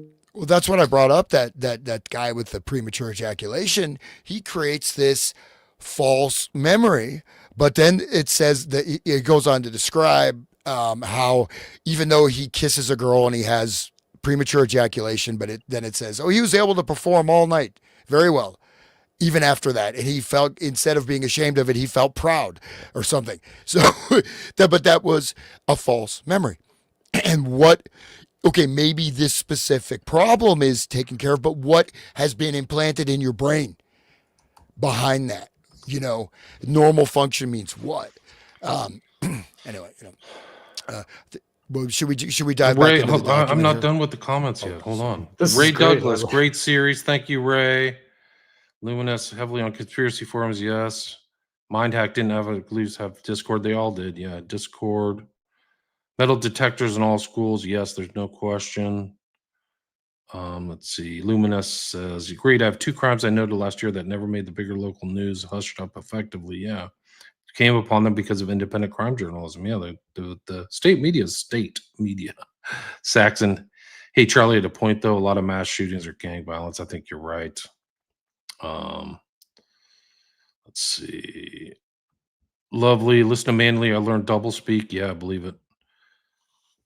Let's see, Brother BD. What's your opinion on the Christian anti-Semitism psyop on X with JQ Radio? I think they're trying to create a scapegoat. I don't know what that means. Is it a impetus that people don't like Jews? I don't know what that's a psyop. I know what the JQ Quest Jewish Question Radio or whatever. I've got a friend that actually goes and he participates in the spaces, and I went and listened a couple times, and a lot of them they just just to piss people off, they just start saying white power and shit. Like, I mean, I think that they don't have sound mind. I don't think. Anyway, Internal union. How often is it that these stars eventually commit legitimate suicide, not as a form of silencing a la Epstein, but because they are so depressed and distraught, trying to cope with a lot? I bet a lot of them. There's tons of abuse and drug abuse in Hollywood. It's a horrible place. Terrible place. Let's see. Saxon, programmed to kill Patrick's channel a lot. Seems like the mass shooters are the replacement for the serial killer. Sure seems like that. Cold fact, interest in the channel. Thank you. Show me a pic of Erica pregnant. Yeah, show me a pic of Michelle Obama pregnant. That'd be good. And that's it. Zootropy. Hey, thanks for following, everybody. Really appreciate it. 200 live listeners. Share the show if you get a chance. And then we're done. Let's go back to the text. that's great. 200 live. Thank you, people, for listening. That's great. Where are we? I guess we're at this new document right here. This one, the follow-up is Hoover from Estabrook. Anybody want to read that? We're at page 166 now. We're actually almost at the middle part. I'll take it if you want it. Okay. So, Mr. Hoover from George Estabrooks, I wish to thank you for your from your last communication. Needless to say, I very much appreciate the attitude of the Bureau in this work. Should I be in Washington during the summer, I shall certainly avail myself of the opportunity to talk matters over. I find myself getting more and more of a research interest in the problem, and I am hoping that in the course of the summer, I will be able to obtain reactions from various authorities in the country concerning what appears to me to be the crux of the situation. A, the development of the disguised technique. B, some test which will indicate a good subject. I also hope to have the opportunity of seeking such work as is proceeding at Illinois on the magnetic field arrangement. I must say that I don't know very much about it, but hope to obtain such information. I wish you would note the 2 reprints, which seem to be, to me, interesting pieces of work, which has just come out on hypnotism. These are Respiration and Heart Action in Sleep and Hypnosis by Arthur Jennis and Charles L. Wibble, University of Nebraska. Electrocardiograms During Sleep and Hypnosis by Jennis and Wibble. I will be seeing Jennis, I hope, sometime during the summer. He is a very able man on research. Do please give my very sincerest regards to Mr. Nathan, Mr. Coffee, Mr. Tam, and the various other folks in Washington. Most cordially yours, G.H. Estabrooks. The next one. Yeah. Comment. Yeah. Okay. I wish to thank you very much for the 2 latest pamphlets which you have sent to me, namely Problems in Modern Law Enforcement and the Publisher. It seems to me that these are very excellent articles. I have glanced through them, but I am going to digest them at leisure just as soon as this very hectic college year is finished. Perhaps I have the situation sized up wrong, but in my opinion, the most important piece of research yet to be done on this matter of hypnotism now centers up around the problem of some sort of disguised test for the determining of susceptibility. I am convinced that this quite practical and simply needs a little hard work. It just happens that it falls into a problem which interests me, so that I am hoping to get some real ideas along these lines before the summer is over. At any rate, in the course of my wanderings, which may include Washington, I should meet some people who can help me. Do please give my very best regards to my friends in the Bureau. Most cordially yours, G.H. Estabrooks. Do you guys want to comment? Well, just first of all, disguise technique, right? Yeah. Infiltration, you have the doctor go for the treatment, white coat, take a test, and you're actually being tested for something else, right?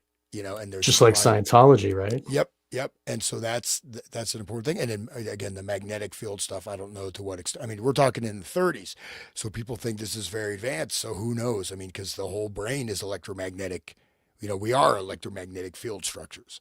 So to what extent this has been much further developed than we know about, but I think by tracing the roots is important of that. So that's all.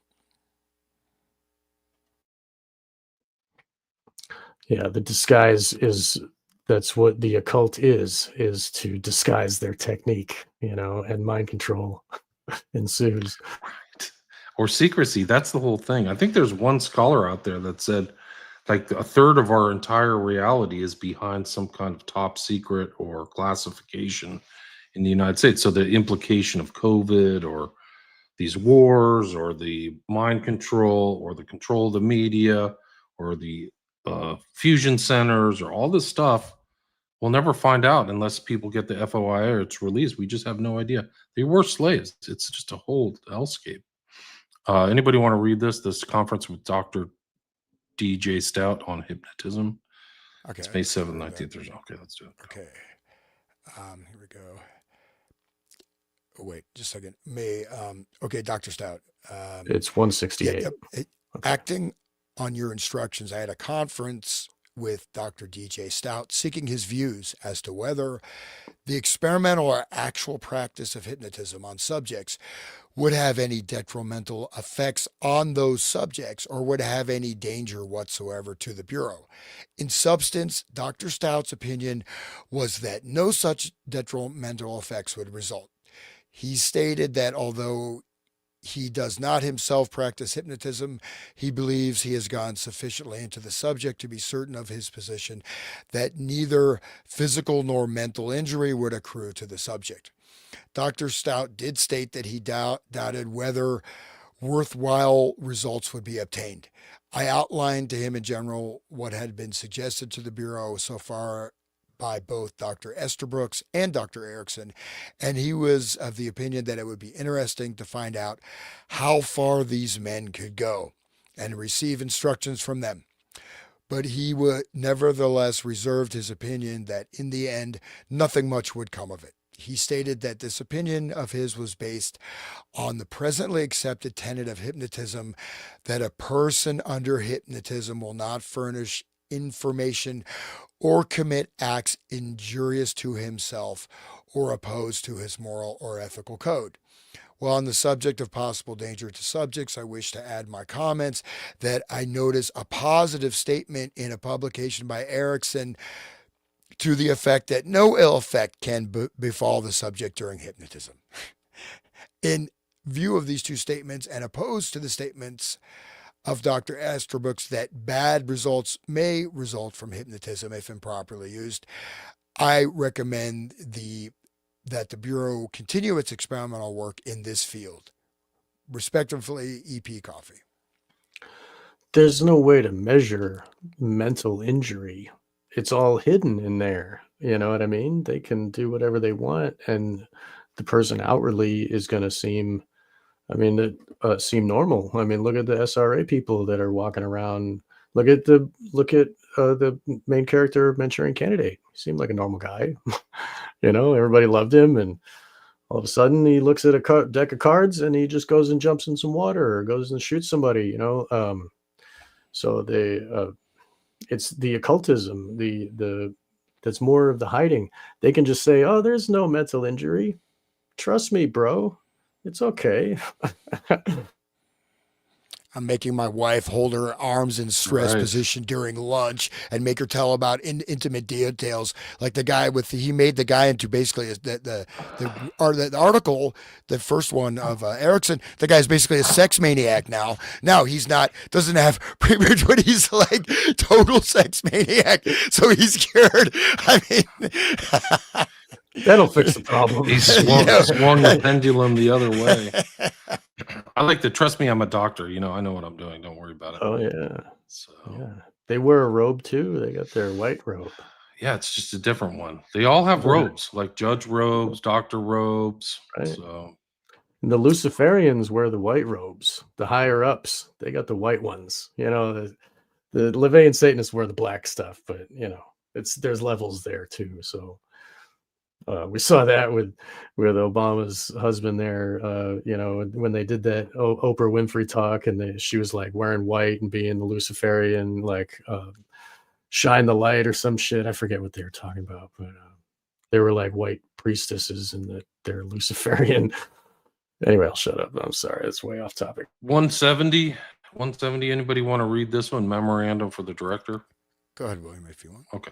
Memorandum for the director, April 21st, 1937, with regard to the attached correspondence with Dr. G.H. Esterbrooks and supplementing conversation with Mr. Tolson, it will be noted that in response to a specific inquiry, Dr. Esterbrooks states as follows, quote, with reference to the possible dangers arising from the use of hypnotism, I do not think there's any doubt that bad effects may result from hypnotism if it is improperly used. On the other hand, I think that the consensus of opinion in the entire field would be that results should only be beneficial when it is employed in the hands of an expert, unquote. I do not place a great deal of credence in the above. I believe that Esterbrooks is endeavoring to place himself in the forefront to the exclusion of any Bureau representatives who may soon learn as much as he knows. Interesting. So they're claiming Esterbrooks is angling himself in there. However, in view of your instructions, no experimentation will be made upon Bureau personnel or employees. I would recommend, however, that hypnotic technique be studied and developed in connection with the use of the lie detector on subjects under Bureau investigation in Washington, Philadelphia, New York, or nearby field offices. An endeavor has been made to secure the cooperation of the field offices in furnishing these subjects in recent months with very little success. Very truly yours, recorded H. Nathan. And then I think this is from So trust the Hoover, experts, right? Yeah. That's the new religion, right? Is this a crime situation? This is Hoover to Hoover from Esterbrooks. I don't know. Maybe I can read this. Mr. Hoover, I again wish to thank you for another of those very interesting reprints of your addresses. Allow me to congratulate you on the perfectly marvelous piece of work which the Federal Bureau of Investigation is performing. As a former British citizen, I've always had the greatest admiration for Scotland Yard and have even had the opportunity of seeing through their laboratories. It seems to me Tavistock. Yeah. It seems to me that your Right. bureau is probably doing more to inculcate in the average American a respect for law and order than any other body that we have with us. Incidentally, I imagine you are also training the potential criminal to be a little more circumspect in his activities. I think one of the most hopeful signs we have is the rather intense desire of certain cities and other organizations too, as one of my friends puts it, to out G-men. The motive may not be the very best, but the result should at least have some effect upon the crime situation. I was noticing a remark by Chancellor Chase of New York University the other night in an article of his cut down for the Reader's Digest. He commented upon the growth of classes in scientific crime detection in our various institutions of higher education. I think a great deal more can be done along those lines than is generally supposed, and would look forward to the opportunity of doing a real thorough job with such a proposition were I in a position of handling a curriculum of my own. It has been a real pleasure to work with your bureau. I think the particular line of interest which I followed and which attracted your attention has more or less boiled down to a pretty restricted problem concerning which I hope to do some research work this summer. After all, the whole thing is pretty much offside from the common sense point of view, and I realize must be handled rather carefully. Nevertheless, I do hope that I will be able to clear up the one or two really naughty problems which still exist in this particular field. Do please keep me on your mailing list, and remember my interest is still very much unabated. G.H. Esterbrooks, so signed by him. Sent to the files. And there's like a trial by hypnotism picture. John Carden, 38, convicted as a payroll bandit, being placed in a state of hypnosis by Dr. A. Herbert Cantor in Ohio's penitentiary at Columbus. A few minutes after the hypnotized Carden reiterated his innocence, a fellow prisoner confessed the crime. Police said the evidence was not conclusive. 1937. Doesn't look very comfortable the way he's lying there, It right? really doesn't. Got his arms over his head. Rack him. Is there an electrogalvanometer on there? Yeah, right. Strain all urine. Yeah. Let's see. This is Esther Brooks. I received his acknowledgement of your letter June 30th, 1937, in which you so kindly advised me of 2 books, Prediction of Hypnotic Susceptibility from a Knowledge of Subjects' Attitudes, and 2 types.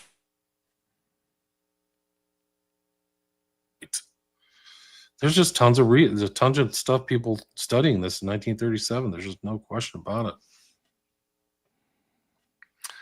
And this is Esther Brooks saying he had a conference of Dr. White at Harvard's Psychological Clinic in Cambridge. It seems to me he is doing perhaps the best work in the country on this particular phase of the problem. Incredible stuff. Just to foreground this, prediction of hypnotic susceptibility from a knowledge of subjects' attitudes. So surveys, questionnaires, you know what I mean? Even marketing, there's a lot of this derivative, you can embed not just, Scientology, which is pretty over the top, but just even in general stuff, right? Take a personality test, or just fill out this questionnaire to get a job at AT&T, or whatever. You know what I mean? You ask you to fill out all these questionnaires. This is also can be a predictor of susceptibility or types of susceptibility, which is being done almost 100 years ago.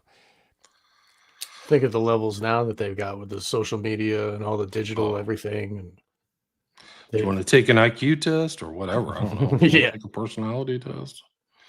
I mean, imagine all that stuff. Crazy. So You this wanna is be like, Sirhan, yeah. how did they find him? That's like one of the interesting. How did he get on their radar? Like that's one of the interesting questions, because he came from a super traumatic background. He was during the founding of Israel in 48. He was a Christian his family was Christian Palestinian. They were kicked out of their like house and bombings, and it was just colossal amounts of violence, like poisoning wells and all kinds of stuff. And he saw like all that.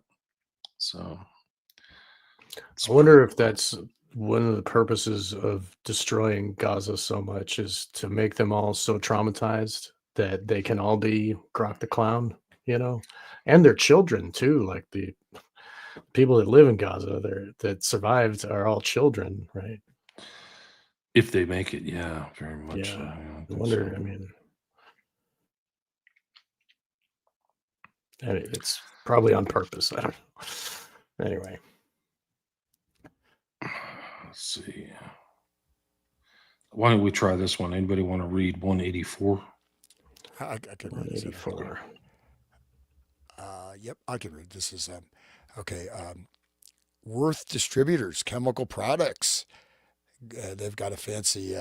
No, I'm on the wrong one. Oh, that's right. That's right. 183. Manufacturer That's agents. 183. Yeah, so this is a chemical What's that one? chemical company this is from their letterhead, Chemical Products, manufacturers agents. So, dear Mr. Hoover, you and your department could never have made the unique progress which is profoundly appreciated by all thinking Americans if you are not desirous of increasing your means that are instrumental in coping with the everlasting problems that are constantly confronting you.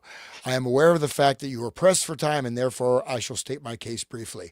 Since 1927, this writer has hypnotized 1,068 different persons and has carefully observed the reactions and behavior in general of the persons in such state. I have intensively and extensively studied a great deal of the psychological and psychiatric literature dealing with the problems of hypnotism, being wholeheartedly and intrinsically interested in these problems, and moreover getting some unique results such as breaking up different habits. I sincerely believe that research work in this field, which is in its infancy, could be put to great advantage to your department.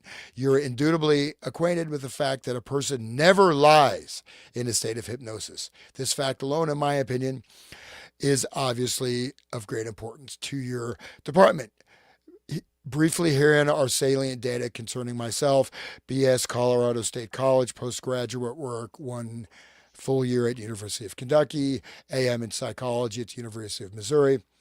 At present, I'm employed as manager of the company using this letterhead, but I am unhappy in this work. I would welcome very much an opportunity in some way to become affiliated with your department, putting some concrete use to my experience and knowledge of the psychology of hypnotism. If your department is not interested in such research work, I shall appreciate very much if you could refer me to any organization that may be interested in a psychologist who has had considerable experience with hypnotism. Thank you very much in advance, and beg to remain truly, Mr. Robert Pepper.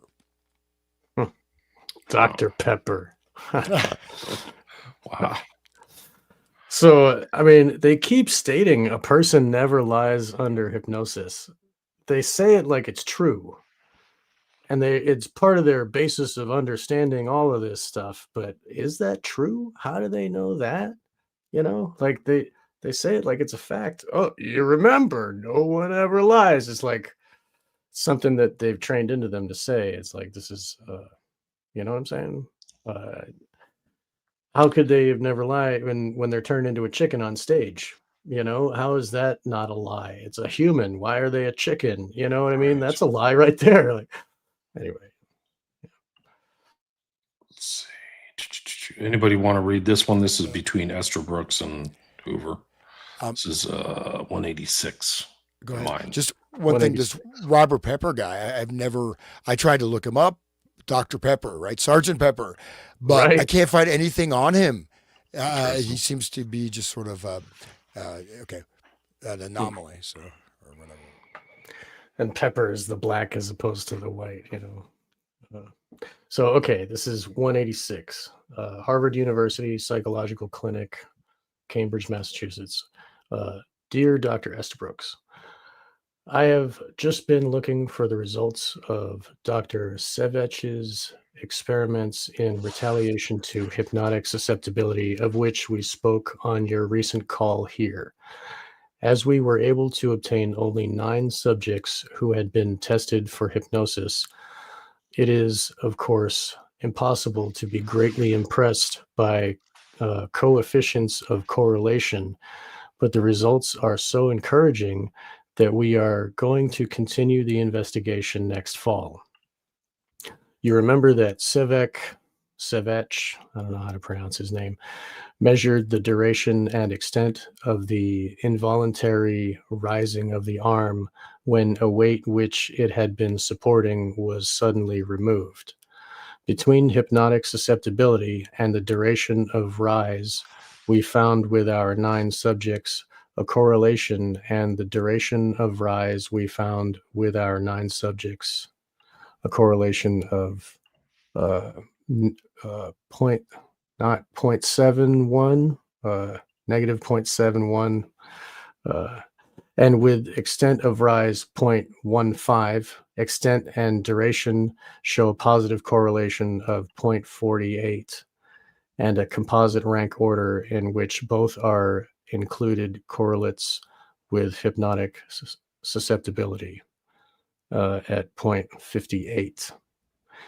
It seems possible that we have here a valid way of estimating hypnotic susceptibility by a technique which is wholly free from resemblance to hypnosis or suggestion. So that's the undetected part, right, they were looking for. Of course, we are anxious to use a great many more subjects before we congregate ourselves on having discovered anything. Congratulate ourselves. I thought, however, that you would like to be informed of even these slender indications. With best wishes, signed, sincerely yours, Robert W. White. Right, so that's this connection. They're networking. Esther Brooks with Hoover, also with Harvard, right? So this is kind of like the precursor leading up to 53, right? But they found a mathematical way of measuring how susceptible they are with this arm thing. And if anybody's done that, like they hold a heavy book out straight on their arm and then they lift the books off, your arm rises. I don't know, they used to do that in elementary school, like, ooh, look how weird. That's true, it happens. But then they can manipulate that, the amount of rise to the arm, It tells how much susceptibility they have. So that's very interesting.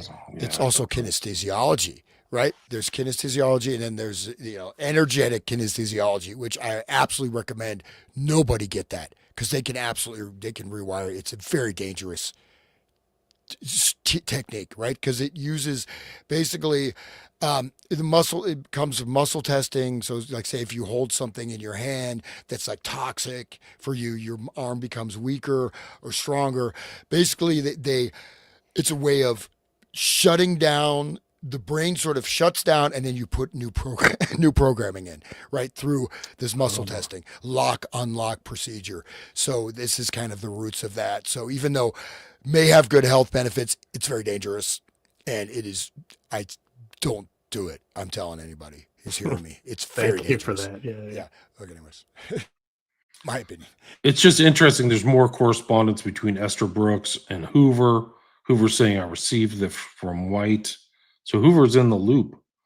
I've read these with with interest and have turned them over to the Bureau's laboratory for further consideration. And that's the report furnished you by Dr. White in connection with research on hypnotic susceptibility. And then in accordance with your request, I'm transmitting a copy of each of the papers forwarded by you to Rear Admiral R.S. Holmes, Director of Naval Intelligence, Navy Department, Washington, D.C. So the networks continue, it's just remarkable. Scientology, right? He has a Navy connection there. Yeah. I mean, Hubbard was rumored to be Navy intelligence, right, during World War II. Adaptation of the tensive sense. What do you think? That Sea Org shit is all trauma-based mind control. The Sea Org, how they're out in the ocean where there's no laws, and they sign away their soul for 1,000 years or something. They're, that like they are 1,000,000 years. abused. They are abused. Yeah, it's like 1,000,000 years exactly. But I mean, they're physically, mentally tortured. It's like the Hole, where the people who do bad in Scientology, they get sent to the Sea Org for punishment. Right. It's what do they do out there? It's all like, they can't just jump off the boat and swim away. They're trapped. It's really, anyway. This is 199. This is Hoover, to Hoover from Esther Brooks. He's saying, this is for you, Hans. The two papers about auditory thresholds, change of auditory threshold, reverie as related to hypnotizability, 1937, and then a study of direct suggestibility and social introversion as related to auditory threshold and to reaction time during reverie. I don't have any idea what that means, but it's just interesting. This is very important, because this is where, you have your vagus nerve. You get certain types of things that are put out. This, that. Of course, this ties into balance, right? And also to spatial organization, perception. So slight fluctuations can have dramatic effects, right? And they're going to be, I think we talked about this at the very beginning, that are completely invisible, right? These are inducing a trance that are completely outside the range of consciousness, and you're not even going to know that you're in a trance. So it's not like, you're just, whatever, like in the shows, the stage shows, while they show like sort of extreme hypnotism, it makes people forget that people can be in a trance and you don't even know. They do not know they're in a trance. But there's a lot connected here with, how the nervous system, neurophysiology, I think it goes on and talks about this, right? This psychophysiology is very important to this whole process.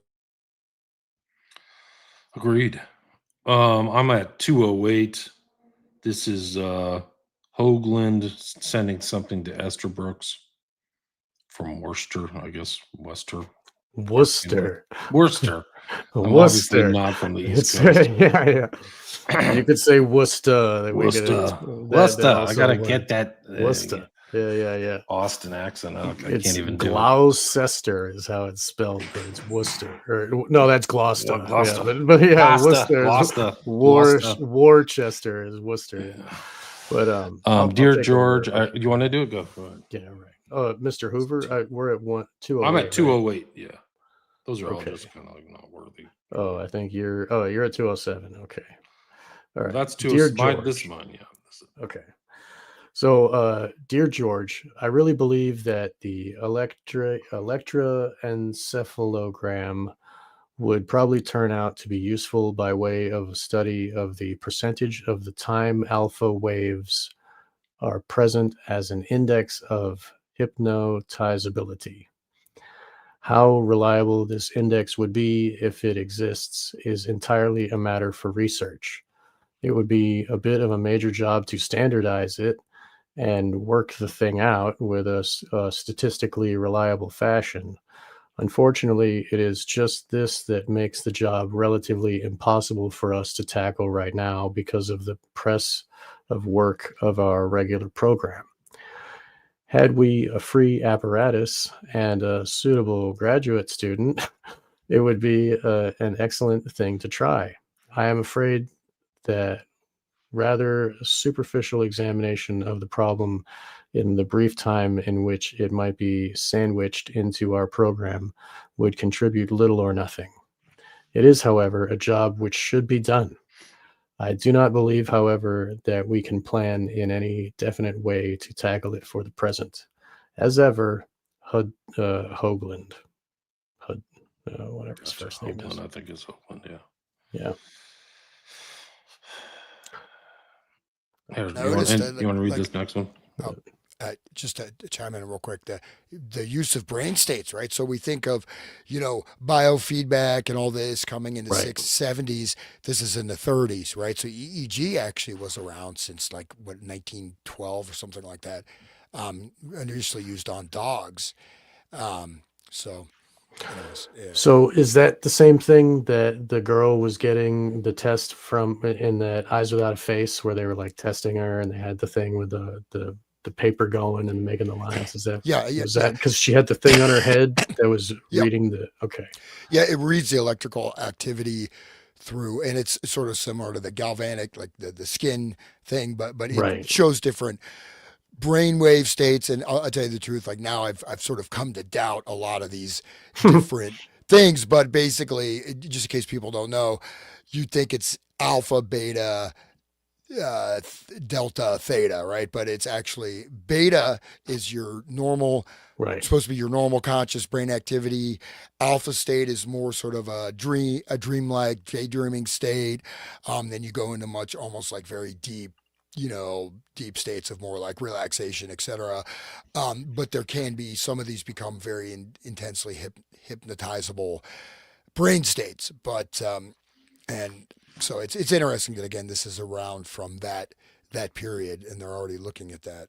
Right. I mean, they had it in that movie, 1960 something, and then what was Eyes Without a Face was like 62 or something like that. But it wasn't 50s, I know, but still, they were like putting it out in the public, and this guy, crazy scientist who does weird tests on dogs has got like, cutting faces off girls and like giving tests, and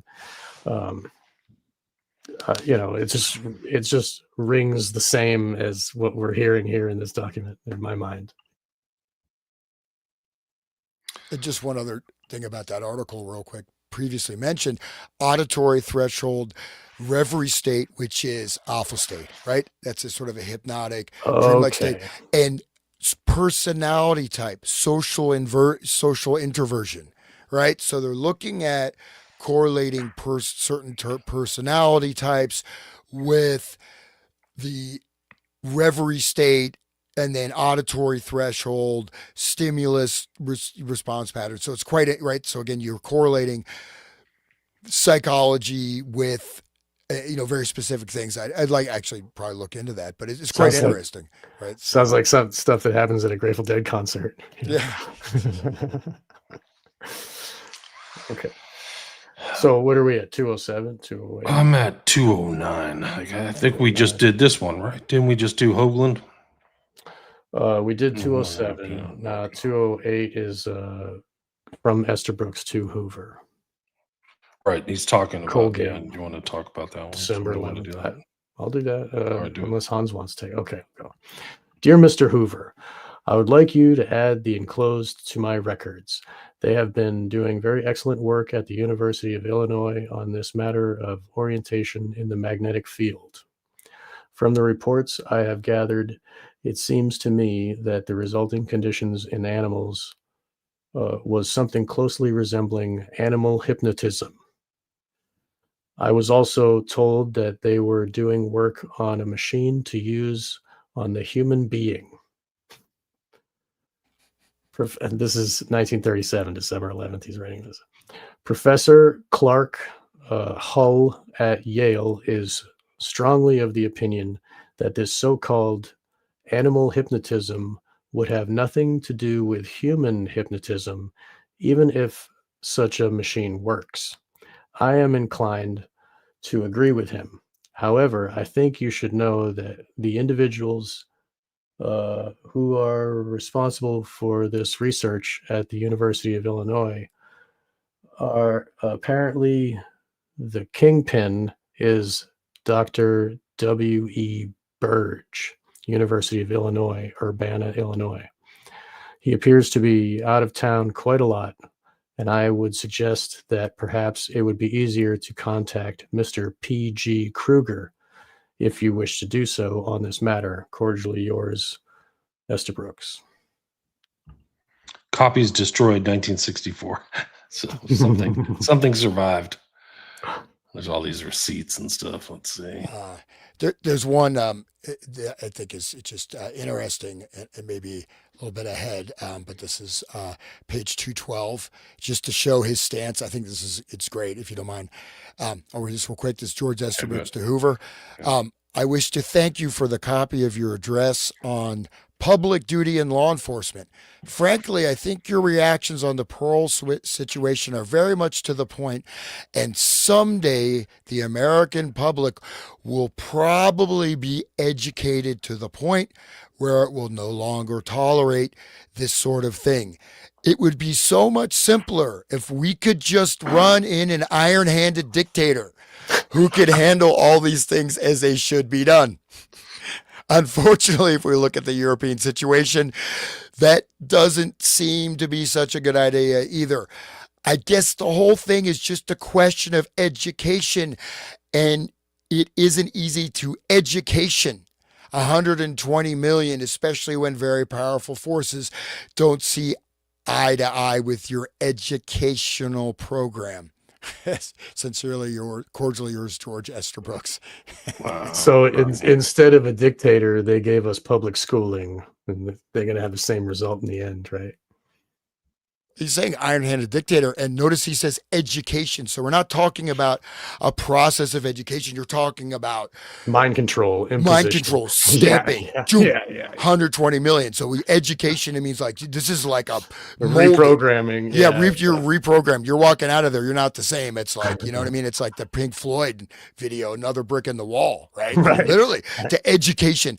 Like this is like it's like it's not to educate. No, to education. Like permanently, like you are now educationed. Yeah, the way he used it grammatically, it's not. Yeah, it's funny that. Yeah, it's interesting. I mean, these are they're just interesting. They're like Hoover to Naval Intelligence to White at Harvard. All these things are really interesting. Talking about all this stuff. We're at the 2-hour mark, guys. I don't know what your time schedule's like. I'm good, but I know that you've got a hard out at a certain time. 45 minutes. Oh, okay. All right. I'm still good to go. Okay. I don't know about Hans. Mr. Brooks. Do you want to read 215, somebody? My 215, it starts with, I wish you could put the enclosed in my files. I'll go ahead if you don't mind. I'll be right back. I'll be right back. You got it. Okay. Dear Mr. Hoover, I wish you would put the enclosed in my files. It may turn out that one of the really important problems in this practical application of hypnosis is some means by which one can rapidly and safely induce unconsciousness in an individual who test shows will be a good subject. It will be then, I think, quite feasible to induce hypnotism in the following disorganized state of returning consciousness without his being able to put up any effective resistance. I have given this matter considerable thought and have talked with one or two authorities on this matter of the rapid induction of the unconscious state. My opinion is that the best means which could be universally applied would be relatively little skill is the use of ethyl chloride. I would point out that this drug is very easily obtained and its effects as an inhalant are very rapid, something in the line of seconds. On the other hand, it is dangerous if used over a prolonged period. I am assured, however, this be used merely as a device to produce momentary unconsciousness. And it would be both quick and safe and effective. Yeah. I close a copy for Admiral Holmes. So, I mean, isn't the dissociative state of freeze, isn't that like at sudden hypnosis, like going to sleep all of a sudden? That's you know induced hypnotism by way of fear, right? Like the deer gets in the headlights, or the kid freezes when he's getting beat or whatever, because like psychologically, I don't know if logically they think that they're not going to get beat any harder if they just play dead or something, or if they just freeze. But that is a natural state of sudden disorganized unconsciousness, right? Well, yeah, certainly. I mean, in this case, you're talking about, chloroform, Well, I I know that, yeah. yeah, what I'm saying, but it's that they go unconscious and then in that return to consciousness, right? Sort of you're Right, you're that's where, waking up, then you induce the unconscious state, then you do the hypnotic programming as they start to wake up, where the full, and so just like a but- Grateful Dead concert. yeah, well, I mean, it's a shock, right? So, I bet there's multiple means, but I mean, this is very telling, right? Where they're actually just going to drug people, make them unconscious, and then, returning to consciousness. Right. So Yeah, they're reverting back to drugs, because before they were like, drugs, they're not helpful. We need hypnosis by way of speech. And then they're just like, well, let's get some drugs because we want it to be quick and easy, right? Okay. Sorry. Yeah. Where are we at, guys? Or did we finish this one? yep. I was just trying to send some text. I'm trying It to was, do multiple things, guys. I'm so freaking busy. What? Are we Okay, on so we time? were at 214, 213 or whatever. Okay. And this one, Ethyl dude, chloride. You missed ethyl chloride. They were going to induce sudden unconsciousness in a disorganized state. That's what you missed. Anyway, with ethyl chloride. amazing. I think this is interesting too because it involves Hoover and Tolson. This is March 24th, 1938. So we're kind of moving forward. Continued interest in the Federal Bureau of Investigation by the administration. It is most encouraging, I assure you, to receive approbation from such outstanding community leaders as yourself. And I did want to thank you for your kind words, J. Edgar Hoover and Clyde. So he's an upstanding member of society. Oh man, this is a good one. To Tolson from Esther Brooks, March 11, 1938. Dear Mr. Tolson, I wish to thank you for the copy of your letter to Mr. Galt, also for the Law Enforcement Bulletin. Permit me to congratulate you on the accuracy with which you state the problem. Speaking as a good Republican, I can really say that I have the greatest admiration for Mr. Hoover, and I'm particularly impressed with the support he gets from Cummings. As a matter of fact, that particular combination does a good deal to uphold my faith in government at a time when, frankly, I disagree with a considerable portion of the administration's program. Keep me on the mailing list. I'm still a statist, you guys. I still believe it all. Yeah. It's crazy. I mean, it's these people, they're hypnotizing others, but they themselves are hypnotized. It's like, oh, I'll work for the government. Yeah, I'll do whatever you say. This one is quite interesting. This next one, right? Because receipt is acknowledged of your letter of May 27th, 1938, concerning the article which you have recently read on the Malay disease latte.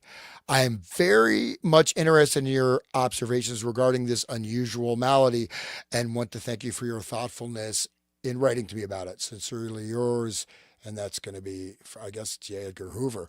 But that Like disease. Malaysian people. So this is a disease. I just have a real quick on that. Is a supposedly cultural specific neuropsychiatric startle syndrome. So it's very important. Startle syndrome, right? Whoa. Startle. All this stuff is based on that startle response too. A lot of this Right. programming, primarily reported among Malay and Indonesian populations, characterized by exaggerated motor startle response to sudden stimuli such as touch or loud noises, often followed by involuntary behaviors such as echolalia, repetition of words, echopraxia, imitation of actions, forced obedience to commands, and corpolalia, involuntary utterance of obscene words. The condition predominantly affects women, and especially middle to older age. And episodes are frequently triggered by stress or life-altering events, such as death as a loved ones. Discovered in, documented in 1883.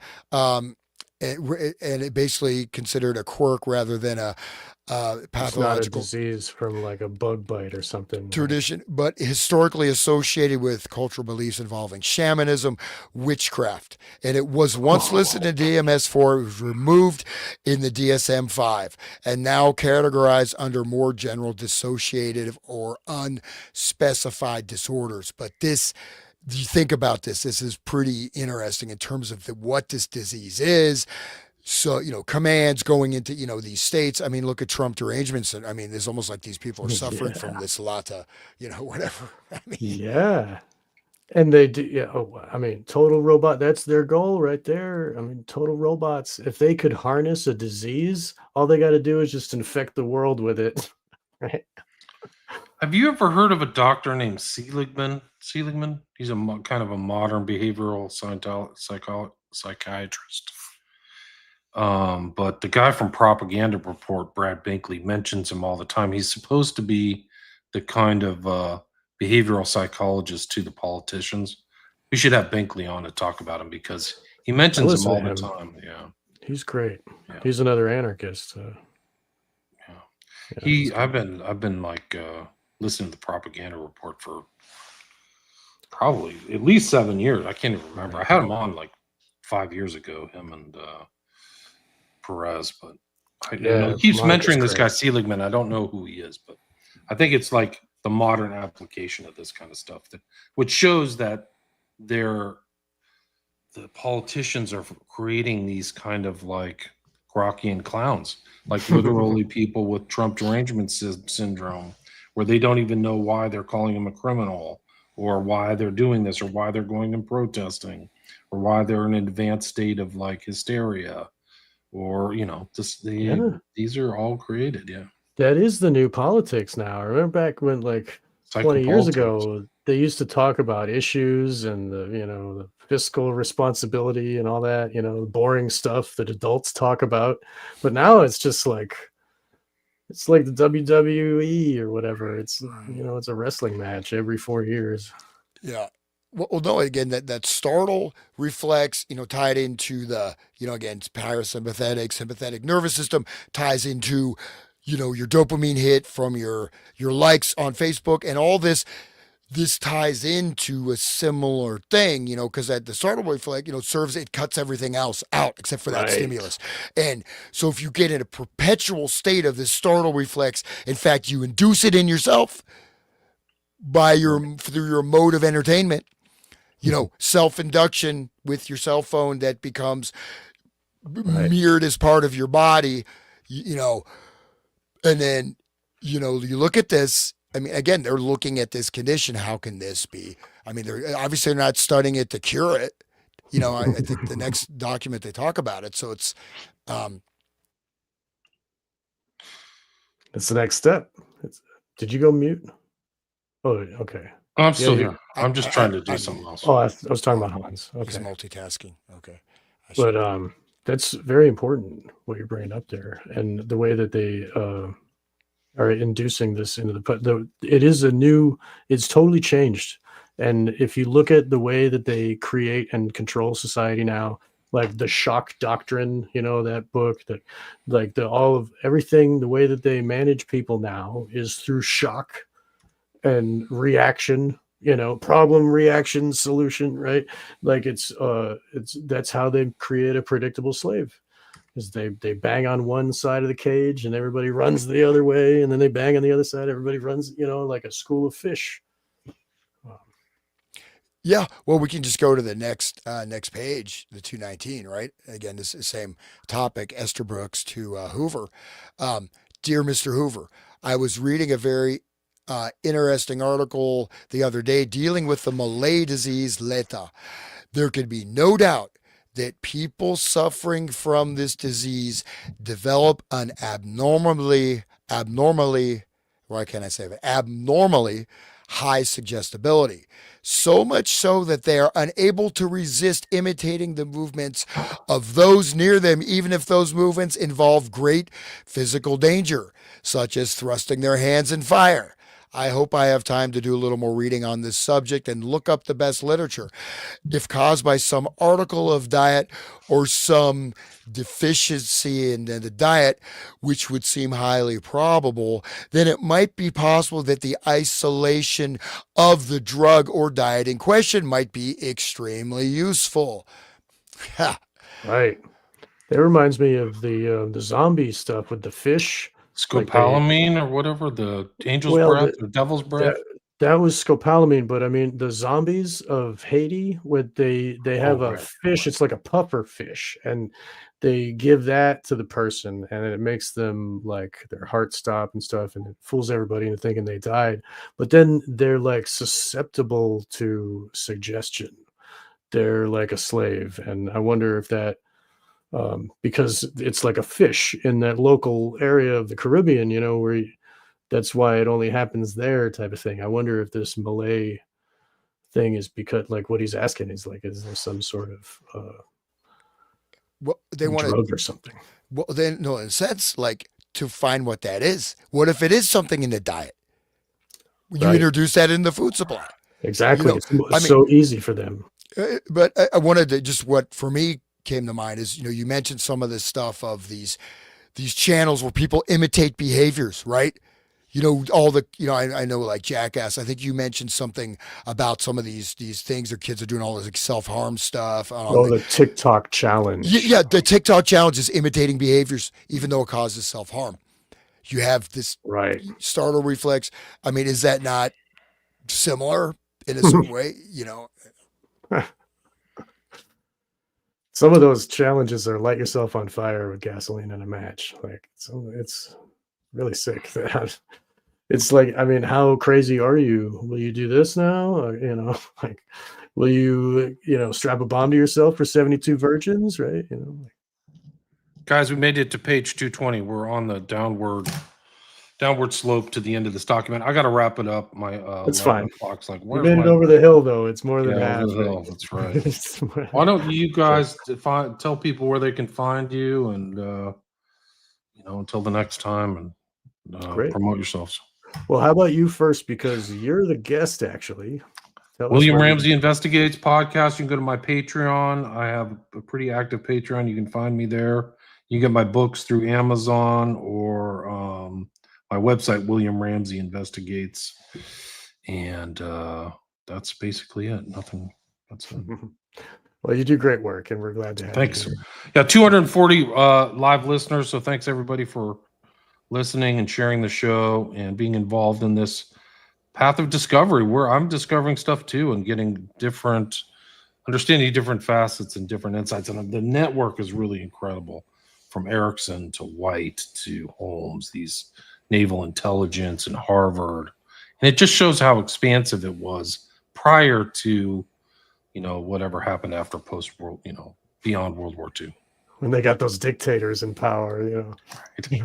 You see their real character, because that's the other thing is like something about this like classification. They're not talking to somebody from the media or something. You kind of see, you get the gist that they're being a little bit more open and forthcoming than they may be in other environments. But it's very telling. Erickson's like a real piece of work. Brutal. I think they got him keyed up right. You know. Only the most brutal work for the government, Right. Those are the ones. And it goes back to my beginning statement of this episode. Larson says something bad about these guys, that they're trouble, and then he disappears, and these guys are all still communicating, right?